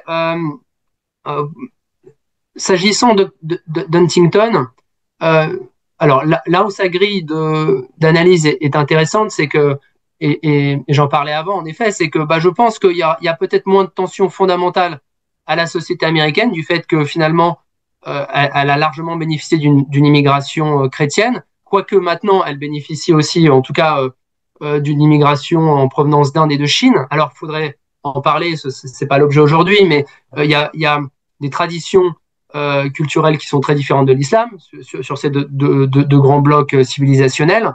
Mais quand vous allez aujourd'hui dans des grandes villes américaines, quand vous allez en Californie notamment, où il y a énormément d'immigration indienne et chinoise, notamment pour les besoins de la Silicon Valley, vous commencez à être assez éloigné de l'héritage libéral occidental, anglais en tout cas, tel qu'il existait auparavant. Ou la culture occidentale. Donc on est quand même, on est dans des formes de multiculturalisme où il faut en permanence veiller à respecter la différence de l'autre. On demande forcément toujours à autrui comment on prononce son prénom. Écorcher le prénom de quelqu'un dans le monde anglo-saxon, c'est très mal vu, puisqu'il n'y a pas de primat finalement d'une culture de départ. Et c'est un Ouais. petit peu ce que je pointe dans mon livre, c'est l'idée que non seulement la société ultra multiculturelle est une société du plus petit dénominateur commun, finalement, il y a un vrai risque que les gens aient de moins en moins de choses en commun, euh, mais c'est aussi une société où il ne faut pas heurter, où finalement il n'y a plus de culture de départ qui soit très forte, et donc à long terme, il y a un risque en effet que ce soit difficile d'assimiler des nouveaux arrivants quand finalement on a déjà trop renoncé à son passé, à son histoire, à sa culture majoritaire. Moi je pense qu'il peut y avoir des degrés de multiculturalisme et de différence culturelle s'il y Mm. a une culture majoritaire de départ qui assimile. Et ça reste encore la force aujourd'hui des États-Unis. En revanche, Huntington ne nous avait pas vraiment dit ce qui se passerait quand finalement il y avait plusieurs civilisations au sein d'un même territoire.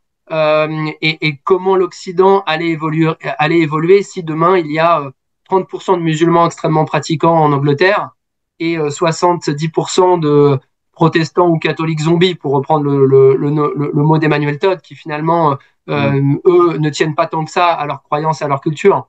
Il y a forcément... Alors, Vue de France, c'est vrai, on a le réflexe guerre civile. Et c'est en effet un débat qui commence à apparaître ici en Angleterre. Il y a l'idée que les citoyens britanniques doivent se défendre. Alors, il n'y a pas la culture des armes comme aux États-Unis, mais il y a la culture de se regrouper. Il y a une immense manifestation à Londres qui a regroupé plus de 100 000 personnes, manifestation nationaliste contre les agressions récentes, contre la déferlante migratoire, et qui a aussi pris la forme de drapeaux anglais qui ont été revêtis absolument partout dans le pays, ce qui était quelque chose d'absolument, encore une fois, inimaginable il y a une dizaine d'années.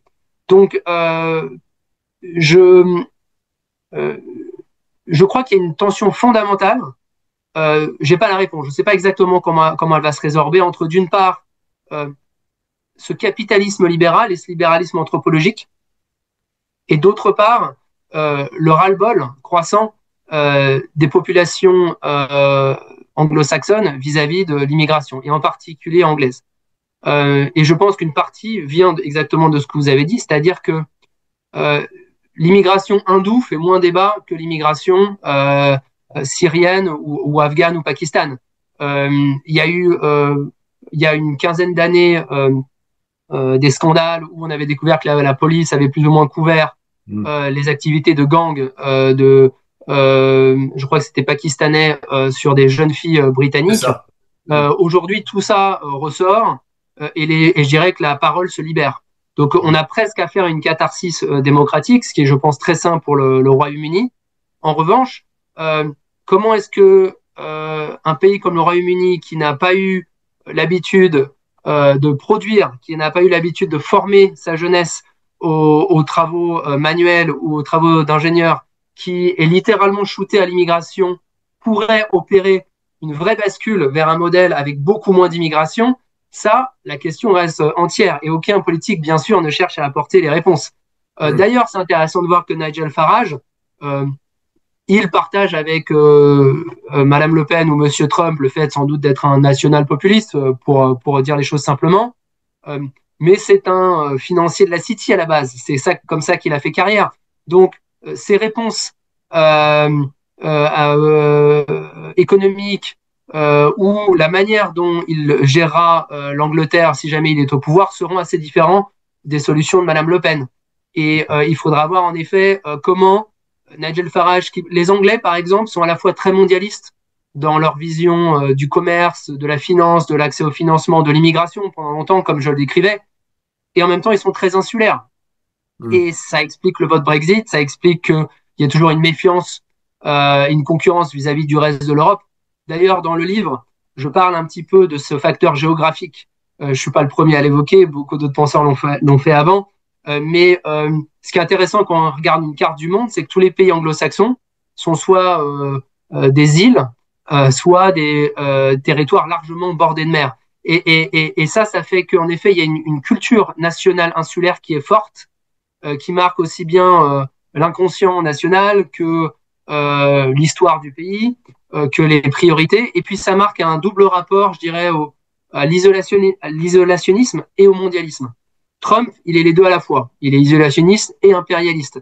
Nigel Farage et les financiers de la City sont assez mondialistes par définition, mais ils sont aussi très fiers d'être britanniques. Et ils pensent que finalement, l'Angleterre se porterait mieux s'il y avait un grand marché économique mondial, éventuellement de l'Union européenne, mais l'Union européenne était plus que ça, c'était un projet politique. Donc il Mm. peut y avoir un grand marché global, mais la souveraineté doit rester nationale, et c'est elle aujourd'hui qui, je pense, s'exprime très fortement via le décollage de la droite nationale au Royaume-Uni. D'accord.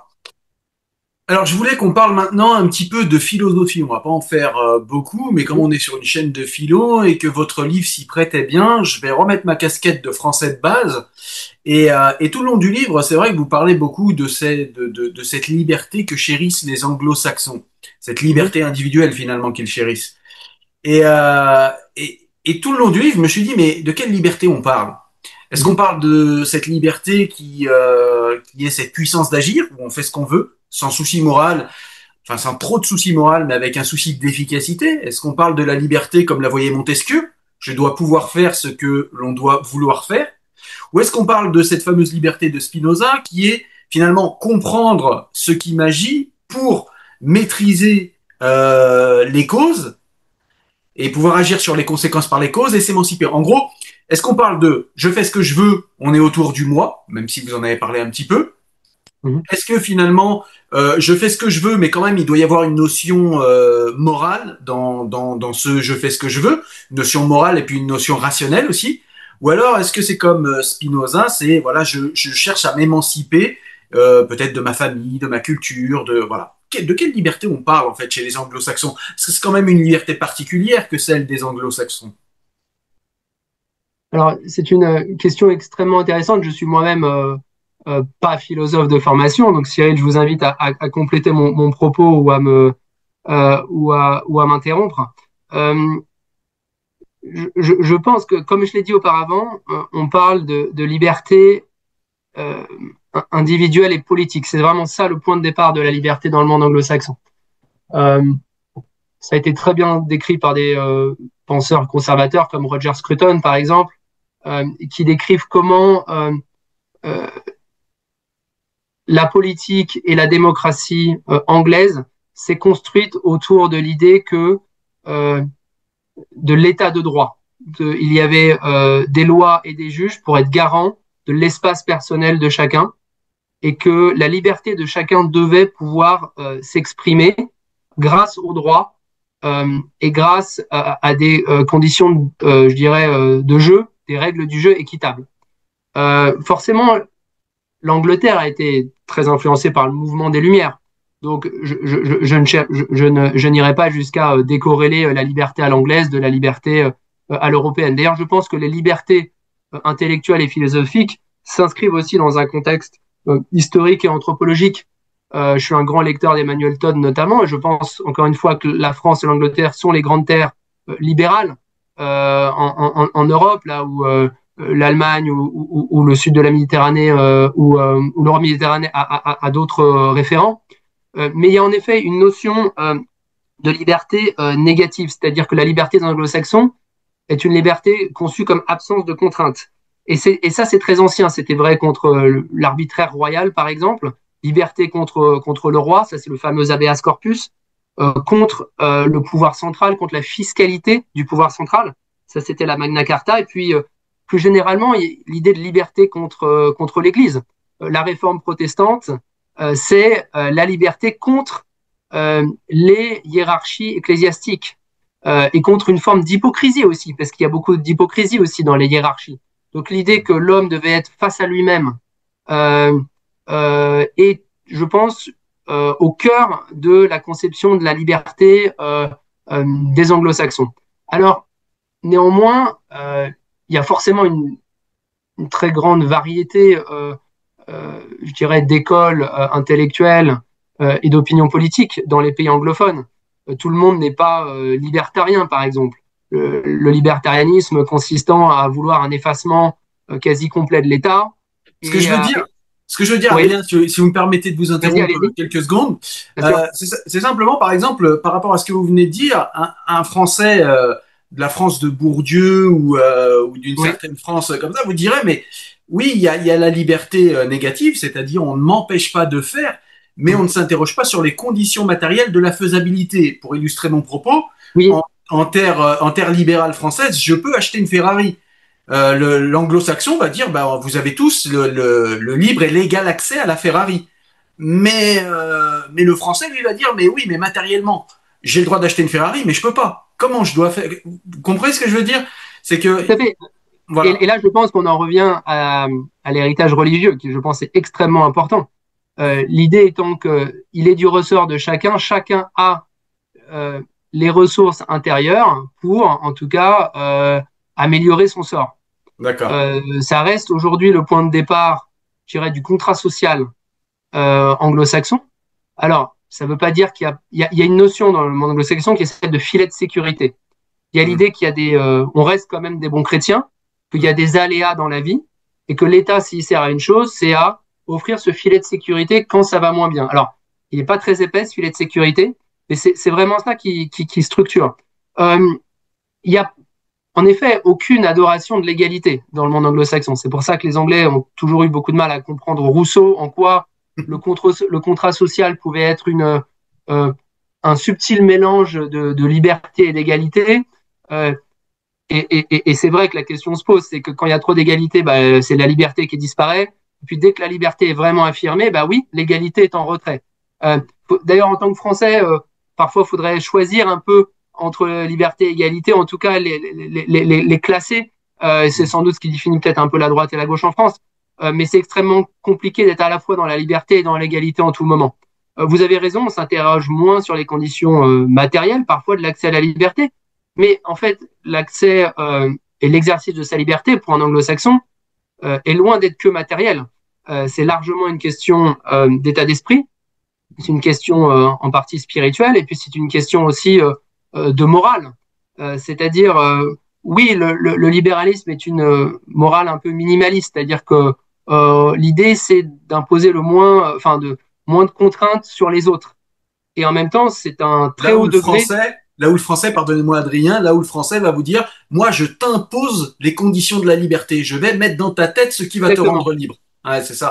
Exactement. Et ça, je pense que c'est une différence assez fondamentale. Alors, par exemple, il existe une école publique en Angleterre et une école publique aux États-Unis. Donc, il y a quand même l'idée que tout le monde a le droit à certains biens publics. D'ailleurs, le débat autour des services publics est de plus en plus important au Royaume-Uni, parce que le Royaume-Uni, tout en étant anglo-saxon, s'européanise un petit peu.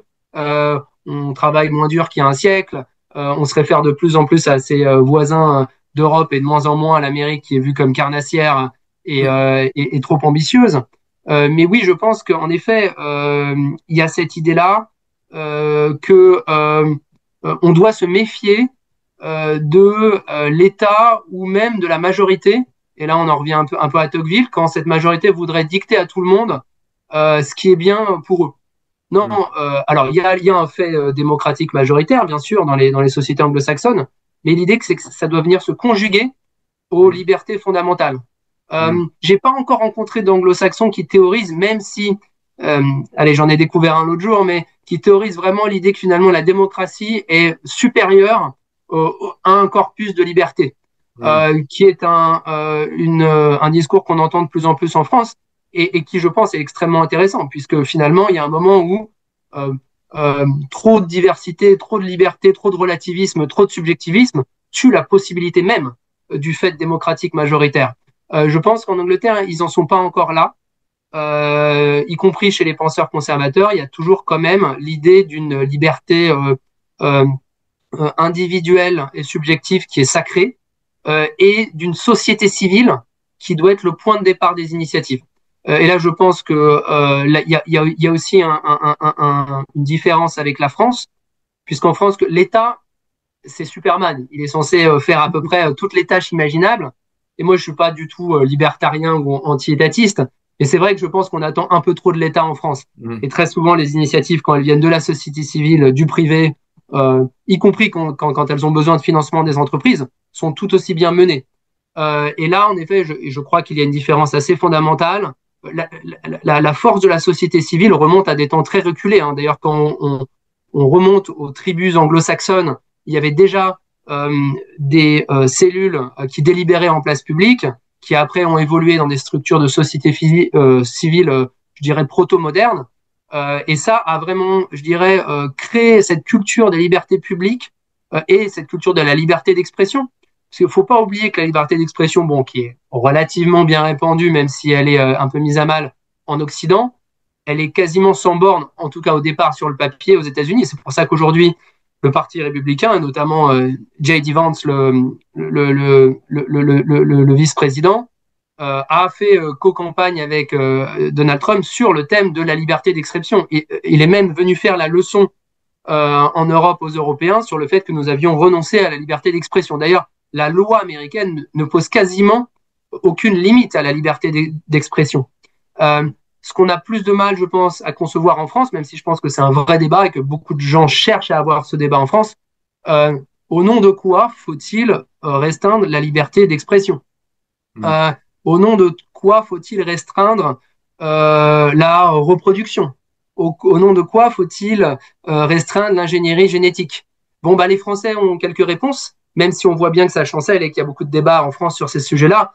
Un Américain, là, pour le coup, en général, va avoir des réponses assez carrées du fait de ce rapport assez singulier à la liberté. D'accord. Et du coup, pour revenir plus concrètement au livre, en fait, eh bien finalement, la valorisation de l'individu autonome, un Français dirait la glorification de l'individu autonome, il serait beaucoup moins, il verrait ça d'une manière un peu plus négative. Mais du coup, le fait d'être acteur de sa vie, eh bien finalement, ça conduit, et c'est, il me semble, ce que démontre votre livre, ça conduit à la convergence entre finalement le capitaliste, le woke, et puis le geek. Le geek dans le sens transhumaniste aussi. C'est-à-dire qu'en gros, il y a aussi, on n'a pas parlé de ce rapprochement entre le woke et le transhumaniste, où c'est un petit peu la culture du moi, je fais ce que je veux de moi, je peux m'améliorer au niveau technologique, je peux changer de sexe, il y a un peu de ça aussi, non, dans la culture anglo-saxonne. Alors oui, oui, tout à fait. Et je parle pas mal, en effet, de l'émergence de cette nouvelle civilisation techno-capitaliste dans Mhm. laquelle nous allons tous finir par baigner finalement, puisque ça dépasse les héritages culturels et qu'on reçoit de toute façon l'avancée du monde telle qu'elle est faite aux États-Unis. Euh, euh, et je parle également du transhumanisme dans le livre. Euh, Ce qui est important de voir, c'est que oui, en effet, il y a un vrai culte du moi, un culte du moi autonome, un culte de la différence individuelle, qui fait que on pense que finalement, bah, c'est à l'individu de décider euh, de comment il veut ou pas s'améliorer, de comment il veut ou pas avoir recours à certains services privés, et que c'est toute la force du marché de lui donner tous les outils et toutes les options. Mhm. Euh, les transhumanistes, à ce titre, sont dans la lignée des capitalistes et des moralistes anglo-saxons. Ils pensent énormément en termes de risques et d'opportunités, donc ils ont une logique assez calculatoire. Ils pensent beaucoup en termes de solutions concrètes, c'est-à-dire, et d'ailleurs, nous aussi, nous le faisons. On aura aussi envie de vaincre le cancer, de retrouver la vue quand on est aveugle, de pouvoir marcher si on a perdu l'usage d'une jambe. Mais je dirais qu'il y a une foi en l'avenir qui est extrêmement forte. Presque un messianisme finalement, qui là aussi tire ses origines finalement dans le protestantisme euh, euh, euh, anglophones. Et donc, il y a cette culture, une véritable culture de la croissance. Il y a un intellectuel anglo-saxon qui s'appelle Joel Mokyr qui parle de ça très bien. C'est que au cœur de l'évolution, notamment des États-Unis depuis plusieurs siècles, il y a cette culture de la croissance, croissance économique et du PIB, et croissance de l'individu qui doit pouvoir s'émanciper, être autonome, croître grâce à la technologie. C'est le rôle de la technologie de permettre à l'homme non seulement de résoudre des problèmes concrets, mais aussi de lui donner accès à ce statut de quasi-dieu, puisque maintenant que Dieu a largement disparu, et j'entends encore souvent les gens dire ah, la religion reste extrêmement prégnante aux États-Unis, par exemple.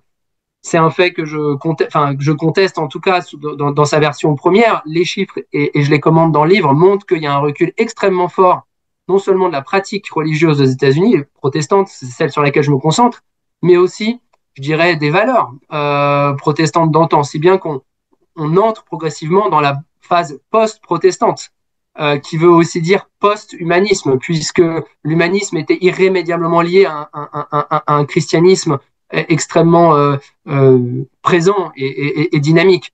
Donc, je pense qu'en effet, le geek et le capitalisme sont les figures de ce nouveau capitalisme, en tout cas de cette évolution dans laquelle la technologie va jouer un rôle de plus en plus fort euh, dans l'économie. Bon, ça, on le constate déjà, hein, c'est le numérique et puis c'est la robotique, c'est l'IA. Ce qui veut aussi dire que cette course en avant, elle va accélérer le changement des modes de vie. Je m'intéresse un petit peu à ça dans le livre. Je pense qu'il y a une correspondance forte, en particulier dans le monde anglo-saxon, mais c'est vrai aussi de chez nous, entre comment les gens pensent, s'alimentent, se divertissent et la technologie qu'ils reçoivent. Et au pays du grand marché et de l'utilitarisme, comme c'est le cas aux États-Unis ou en Angleterre, le style de vie est une variable qui s'ajuste d'autant plus au gré des nouveautés technologiques.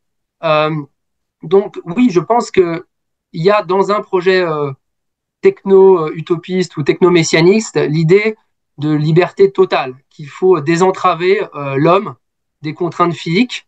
Alors, ça peut prendre une version progressiste, ça peut se faire sous un angle beaucoup plus conservateur. Finalement, c'est là où il faut regarder la chose d'une manière civilisationnelle.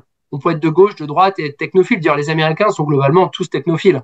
Mhm. Moi, je m'en suis bien rendu compte quand je vivais aux États-Unis. On parle beaucoup de ces gadgets, on voit la technologie comme une opportunité. Il y a Mhm. très peu de discours critiques de la technologie. D'ailleurs, ce que les Américains aiment dans la technologie, c'est que, comme dans le capitalisme, il y a une forme de darwinisme derrière. Il y a l'idée que les bonnes solutions, les bons produits, les bonnes idées survivent et les mauvaises passent à la trappe. Et ça, c'est pour le bien de l'individu, mais aussi pour le bien de la société. Donc, je pense qu'il y a une forme d'adoration, oui, de la disruption créatrice de Schumpeter, qui ne cesse finalement de s'exercer et qui se continue et qui va peut-être demain transformer l'individu. Euh, il y a un penseur assez remarquable qui est aussi un entrepreneur de la Silicon Valley qui s'appelle Peter Thiel, que certains de vos auditeurs reconnaîtront, euh, qui a cofondé PayPal avec Elon Musk au départ de sa carrière, qui est aussi un essayiste et un penseur remarquable, et qui disait que le propre de l'être humain, c'est de l'humanité, c'est de faire des miracles, et que c'est précisément la technologie qui donne à l'homme la capacité de faire ces miracles. Là aussi, on est sur une définition de l'homme qui est pas du tout, ou de l'humanité qui n'est pas du tout standard. En tant qu'Européens, on penserait sans doute à d'autres choses. Nous avons la capacité, alors certes, de transformer la nature, mais aussi de faire le bien, d'accéder à des niveaux cognitifs supérieurs. Non, non, ici, on se réfère beaucoup à la technologie. Et d'ailleurs, l'idée clé dans la pensée technologique américaine, c'est que euh, c'est pas euh, c'est pas la société qui est injuste et qu'il s'agirait de corriger, par exemple par des politiques redistributrices. C'est la nature qui est fondamentalement injuste, puisqu'elle et donc il faut la corriger par la technique. On n'a pas tous le même accès à des capacités reproductives ou à des capacités mentales ou à de la puissance physique.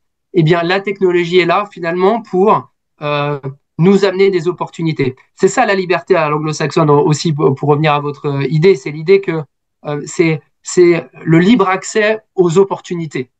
Et c'est rien de plus que cela, mais c'est déjà énorme. Mhm. Et c'est s'assurer qu'on ait vraiment accès à un maximum d'opportunités pour pouvoir, en conscience, en tant qu'individu, décider de ce qui est bien ou pas pour nous. Donc oui, le concept de libre choix reste au cœur, je dirais, des débats bioéthiques. D'ailleurs, ce qui est intéressant, c'est que le monde anglo-saxon ne se désintéresse absolument pas des risques liés à la bioéthique et à la technologie ou à l'IA. Au contraire, ça fait très longtemps qu'il y a des comités éthiques sur tous ces sujets-là, puisque rappelez-vous, le monde anglo-saxon, même s'il a une appétence pour la liberté, le moi et le risque, il aime aussi beaucoup les mesurer. Euh, Comme souvent dans l'histoire, les nations, les civilisations sont sous l'emprise d'une dialectique. Donc, il s'agit ici de bien voir que il y a énormément d'études, notamment dans les universités américaines et par des think tanks, faites sur les risques que font courir l'IA ou les nouvelles technologies. D'ailleurs, Elon Musk avait été le premier, je crois, à signer une tribune demandant une pause de l'IA. Forcément, la technologie ne se met jamais en pause. Il a été le premier, 2 semaines après, à débuter son propre business d'IA, qui est aujourd'hui florissant. Je dirais que cette contradiction résume à elle seule, finalement, les États-Unis modernes. D'accord.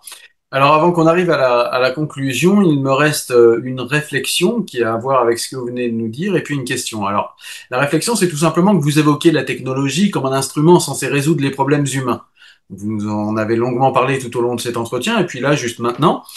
Et moi, tout au long de votre livre, eh bien, comme un bon Français, j'ai pas pu m'empêcher de repenser à Barjavel, notamment à son livre La Tempête, mais c'est quand même quelqu'un qui est assez critique de la technologie, qui nous a fait réfléchir en fait au risque. Mais dans La Tempête, plus particulièrement, il nous dit en fait chaque solution technologique répond à un problème, mais en crée deux. Oui. Et c'est un petit peu là-dessus que, alors je sais pas si vous partagez le diagnostic, si vous avez une réaction, mais je voulais juste en parler comme ça. Non, non, alors oui, je pense qu'il y a une fuite en avant technologique, comme il y a une fuite en avant migratoire, par exemple, et que tout est de question de dosage. En tout cas, c'est mon côté aristotélicien. Mais je pense que oui, la technologie et l'hypercroissance technologique va poser énormément de questions, y compris sur des sujets sociaux. Ça va créer un monde à deux vitesses. Et Hmm. d'ailleurs, c'est un débat qui est présent dans le monde anglo-saxon, mais je dirais que la technologie continue de pousser. Et puis encore une fois, il y a une culture technophile, en tout cas aux États-Unis. Donc là-dessus, je suis d'accord avec vous.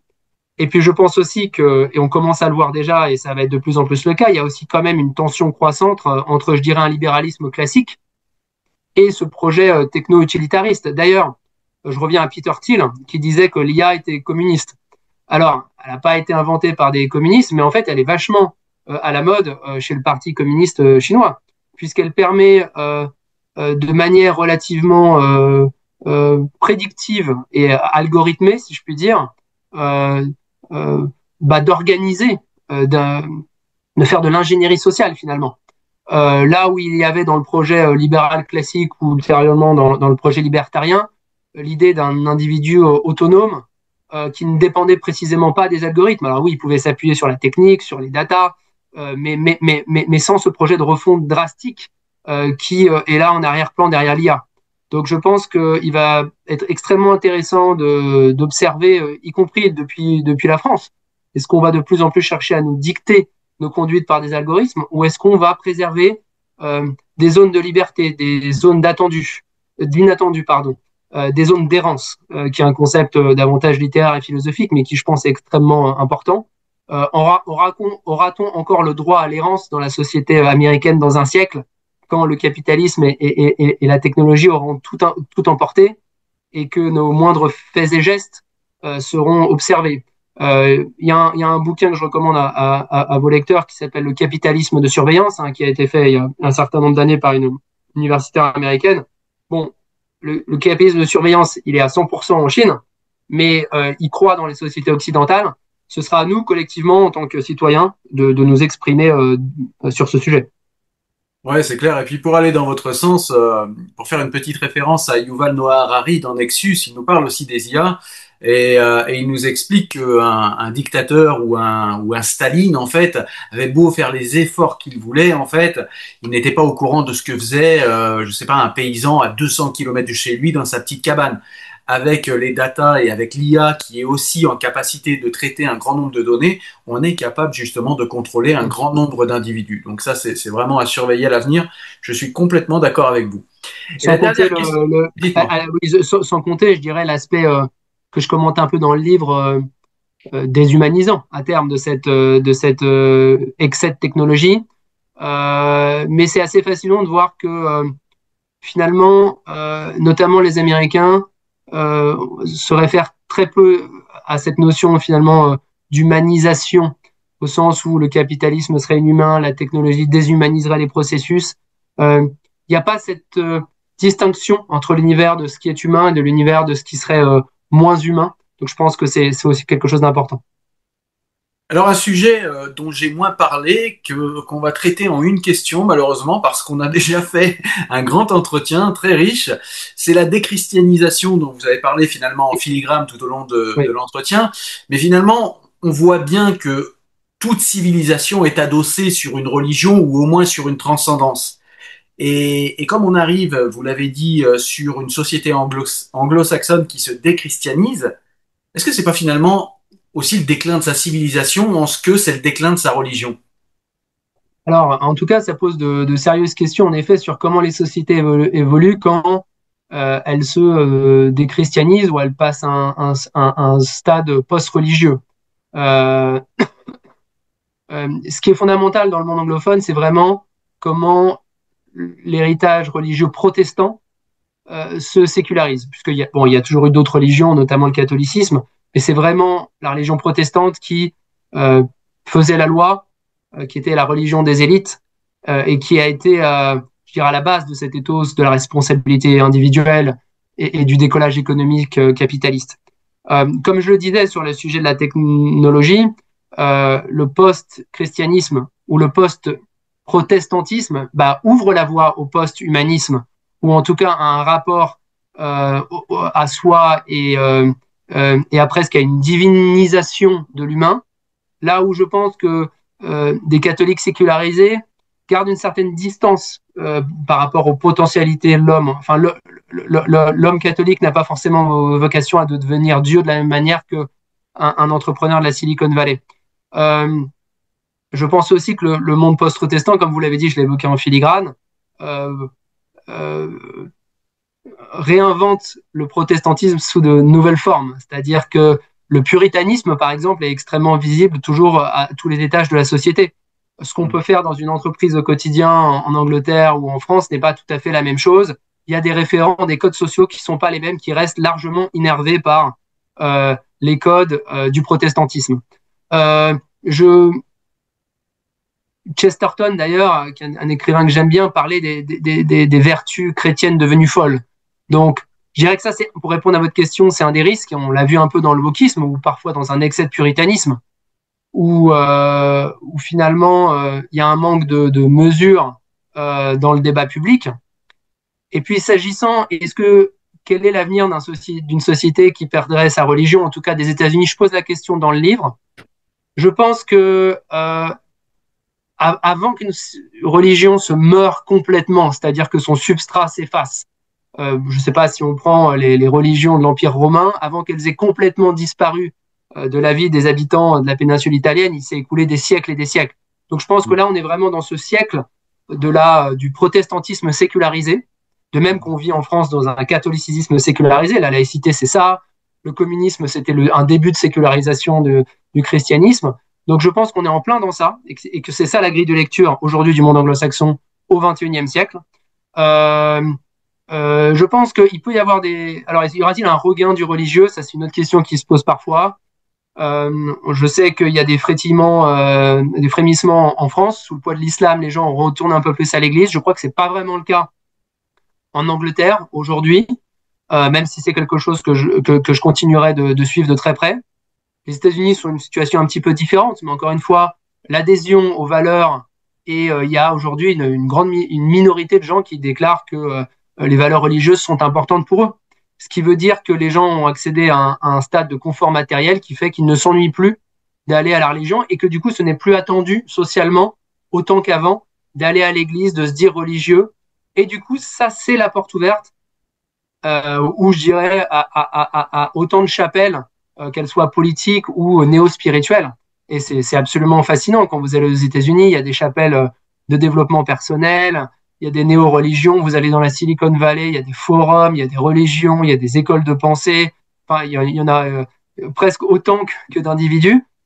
Et ça, je pense que c'est précisément le fait de ce déclin du protestantisme. D'un point de vue économique, et j'en terminerai par là, aujourd'hui, il n'y a pas de signe, par exemple, que la fin de l'éthique protestante religieuse débouche sur, euh, par exemple, aux États-Unis, un affaissement économique. Il y a encore une éthique du travail qui est très puissante. L'imaginaire anglo-saxon américain demeure énervé par le mythe du self-made man, par le mythe de la réussite économique. Et ça, je ne vois pas aujourd'hui de dynamique d'inversion de ce sujet-là. Mm. À plus long terme, la question pourrait se poser, puisque comme Schumpeter lui-même l'avait bien vu, l'opulence est le principal risque des sociétés capitalistes, mais puis j'élargirais des sociétés finalement puissantes. On pourrait faire le reproche à l'Empire romain. Donc voilà, c'est un sujet très compliqué. Je pense que personne n'a la boule de cristal. Mais en tout cas, ce qu'il est important de faire, c'est d'étudier les processus et de comprendre en quoi la sécularisation protestante dessine un monde nouveau, une société nouvelle dans les divers pays anglophones. D'accord.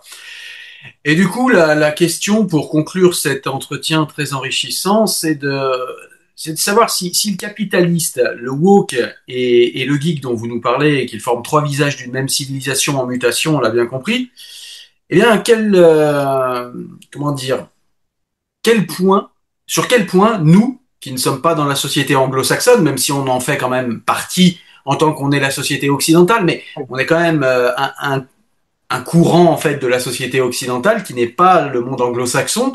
Et si on voulait se prémunir des excès du monde anglo-saxon, qu'est-ce qu'on devrait faire? Qu'est-ce qu'on devrait penser? Et de quoi devrait-on se méfier? C'est un très bon point. Euh, une des raisons pour laquelle j'ai écrit ce livre, c'est précisément parce qu'on baigne dans cette américanisation et puis ce monde anglo-saxon plus généralement. Ça a été décrit à une époque par Régis Debray. Récemment, Jérôme Fourquet s'intéresse beaucoup au sujet. Donc, quel que soit notre statut social, on est en plein dedans. Euh, je pense l'exemple du wokisme est un bon exemple de comment les anglo-saxons ont poussé le bouchon beaucoup trop loin dans l'innovation sociale, puisque le wokisme, c'est aussi une forme d'ingénierie, d'innovation, de créativité sociale, et à quel point ça peut être dangereux. Alors, il y a aussi, d'ailleurs, dans le monde anglo-saxon, une pensée politique conservatrice extrêmement intéressante et philosophique, qui nous invite au contraire à tenir compte des héritages. D'ailleurs, à la fois les progressistes et les conservateurs anglo-saxons sont assez empiriques de ce point de vue-là. Ils partent des traditions, ils partent des héritages ou ils partent du moi. Euh, donc je pense qu'il y a beaucoup à apprendre pour éviter certaines erreurs qu'ont faites les pays anglo-saxons, ou en tout cas ne pas tuer la République, parce qu'il y a une partie du wokisme qui consiste quand même à dépasser ou à annihiler des siècles d'héritage républicain. Euh, je pense que plus généralement, il est important pour les pays et les aires culturelles de cultiver leurs forces. Alors, il est aussi intéressant d'observer ce qui se passe autour. Parfois, il y a des recettes dont on peut s'inspirer, mais les Français ne sont pas des Anglais, les Anglais ne sont pas des Français. Et puis tout ça est en mouvement, c'est-à-dire que les dynamiques changent. Nous sommes, comme vous l'avez dit, tous, je dirais, prisonniers du bloc occidental qui fait que on pense en fonction de nos héritages chrétiens, on pense en fonction de nos valeurs libérales, en fonction de nos États-providence. Mais sur des sujets comme, en effet, le vivre ensemble, le bien commun, le multiculturalisme, la place des communautés, euh, je dirais même peut-être un certain rapport au capitalisme, même si bon, moi je travaille dans le monde des affaires, je suis entrepreneur et financier, donc j'ai absolument rien contre le capitalisme. Je pense que parfois le capitalisme court-termiste peut avoir des excès. Euh, voilà, je pense que c'est sur ces sujets-là, la France peut soit apprendre du monde anglophone, soit elle doit cultiver son modèle sans chauvinisme. C'est-à-dire que la bonne manière de cultiver son modèle, c'est d'être exigeant vis-à-vis de soi-même. Donc, il ne faut pas seulement se contenter d'être fier, c'est bien, il faut aussi être exigeant vis-à-vis de soi-même. D'accord. Eh bien, écoutez, une dernière petite réflexion avant de terminer, puis vous pourrez y réagir, et puis on conclura l'entretien. Simplement pour dire que moi, j'ai beaucoup aimé la lecture de ce livre, parce que, eh bien, justement, en fait, comment dire, il a été dans l'historicité de comment évolue une civilisation. On parle d'anthropologie, on le fait très peu dans les livres aujourd'hui. On parle Mhm. de civilisation dans votre livre, on le fait également très peu aujourd'hui parce que c'est sale, c'est raciste, c'est réactionnaire, alors que ce sont finalement des sciences sociales et que, eh bien, c'est toujours intéressant d'avoir ce genre d'analyse. Et ça m'a plu de trouver ce genre d'analyse dans ce livre parce que, eh bien, encore une fois, on le fait très peu. Donc voilà, un livre que je recommande à tous ceux qui nous regardent sur YouTube ou qui vont nous écouter en podcast. Et donc Adrien, merci pour ce livre que vous nous avez produit et donné à lire, et je recommande à tout le monde de le lire. Merci à vous Ouais, Adrien et merci pour le temps accordé. je vous remercie, Cyril.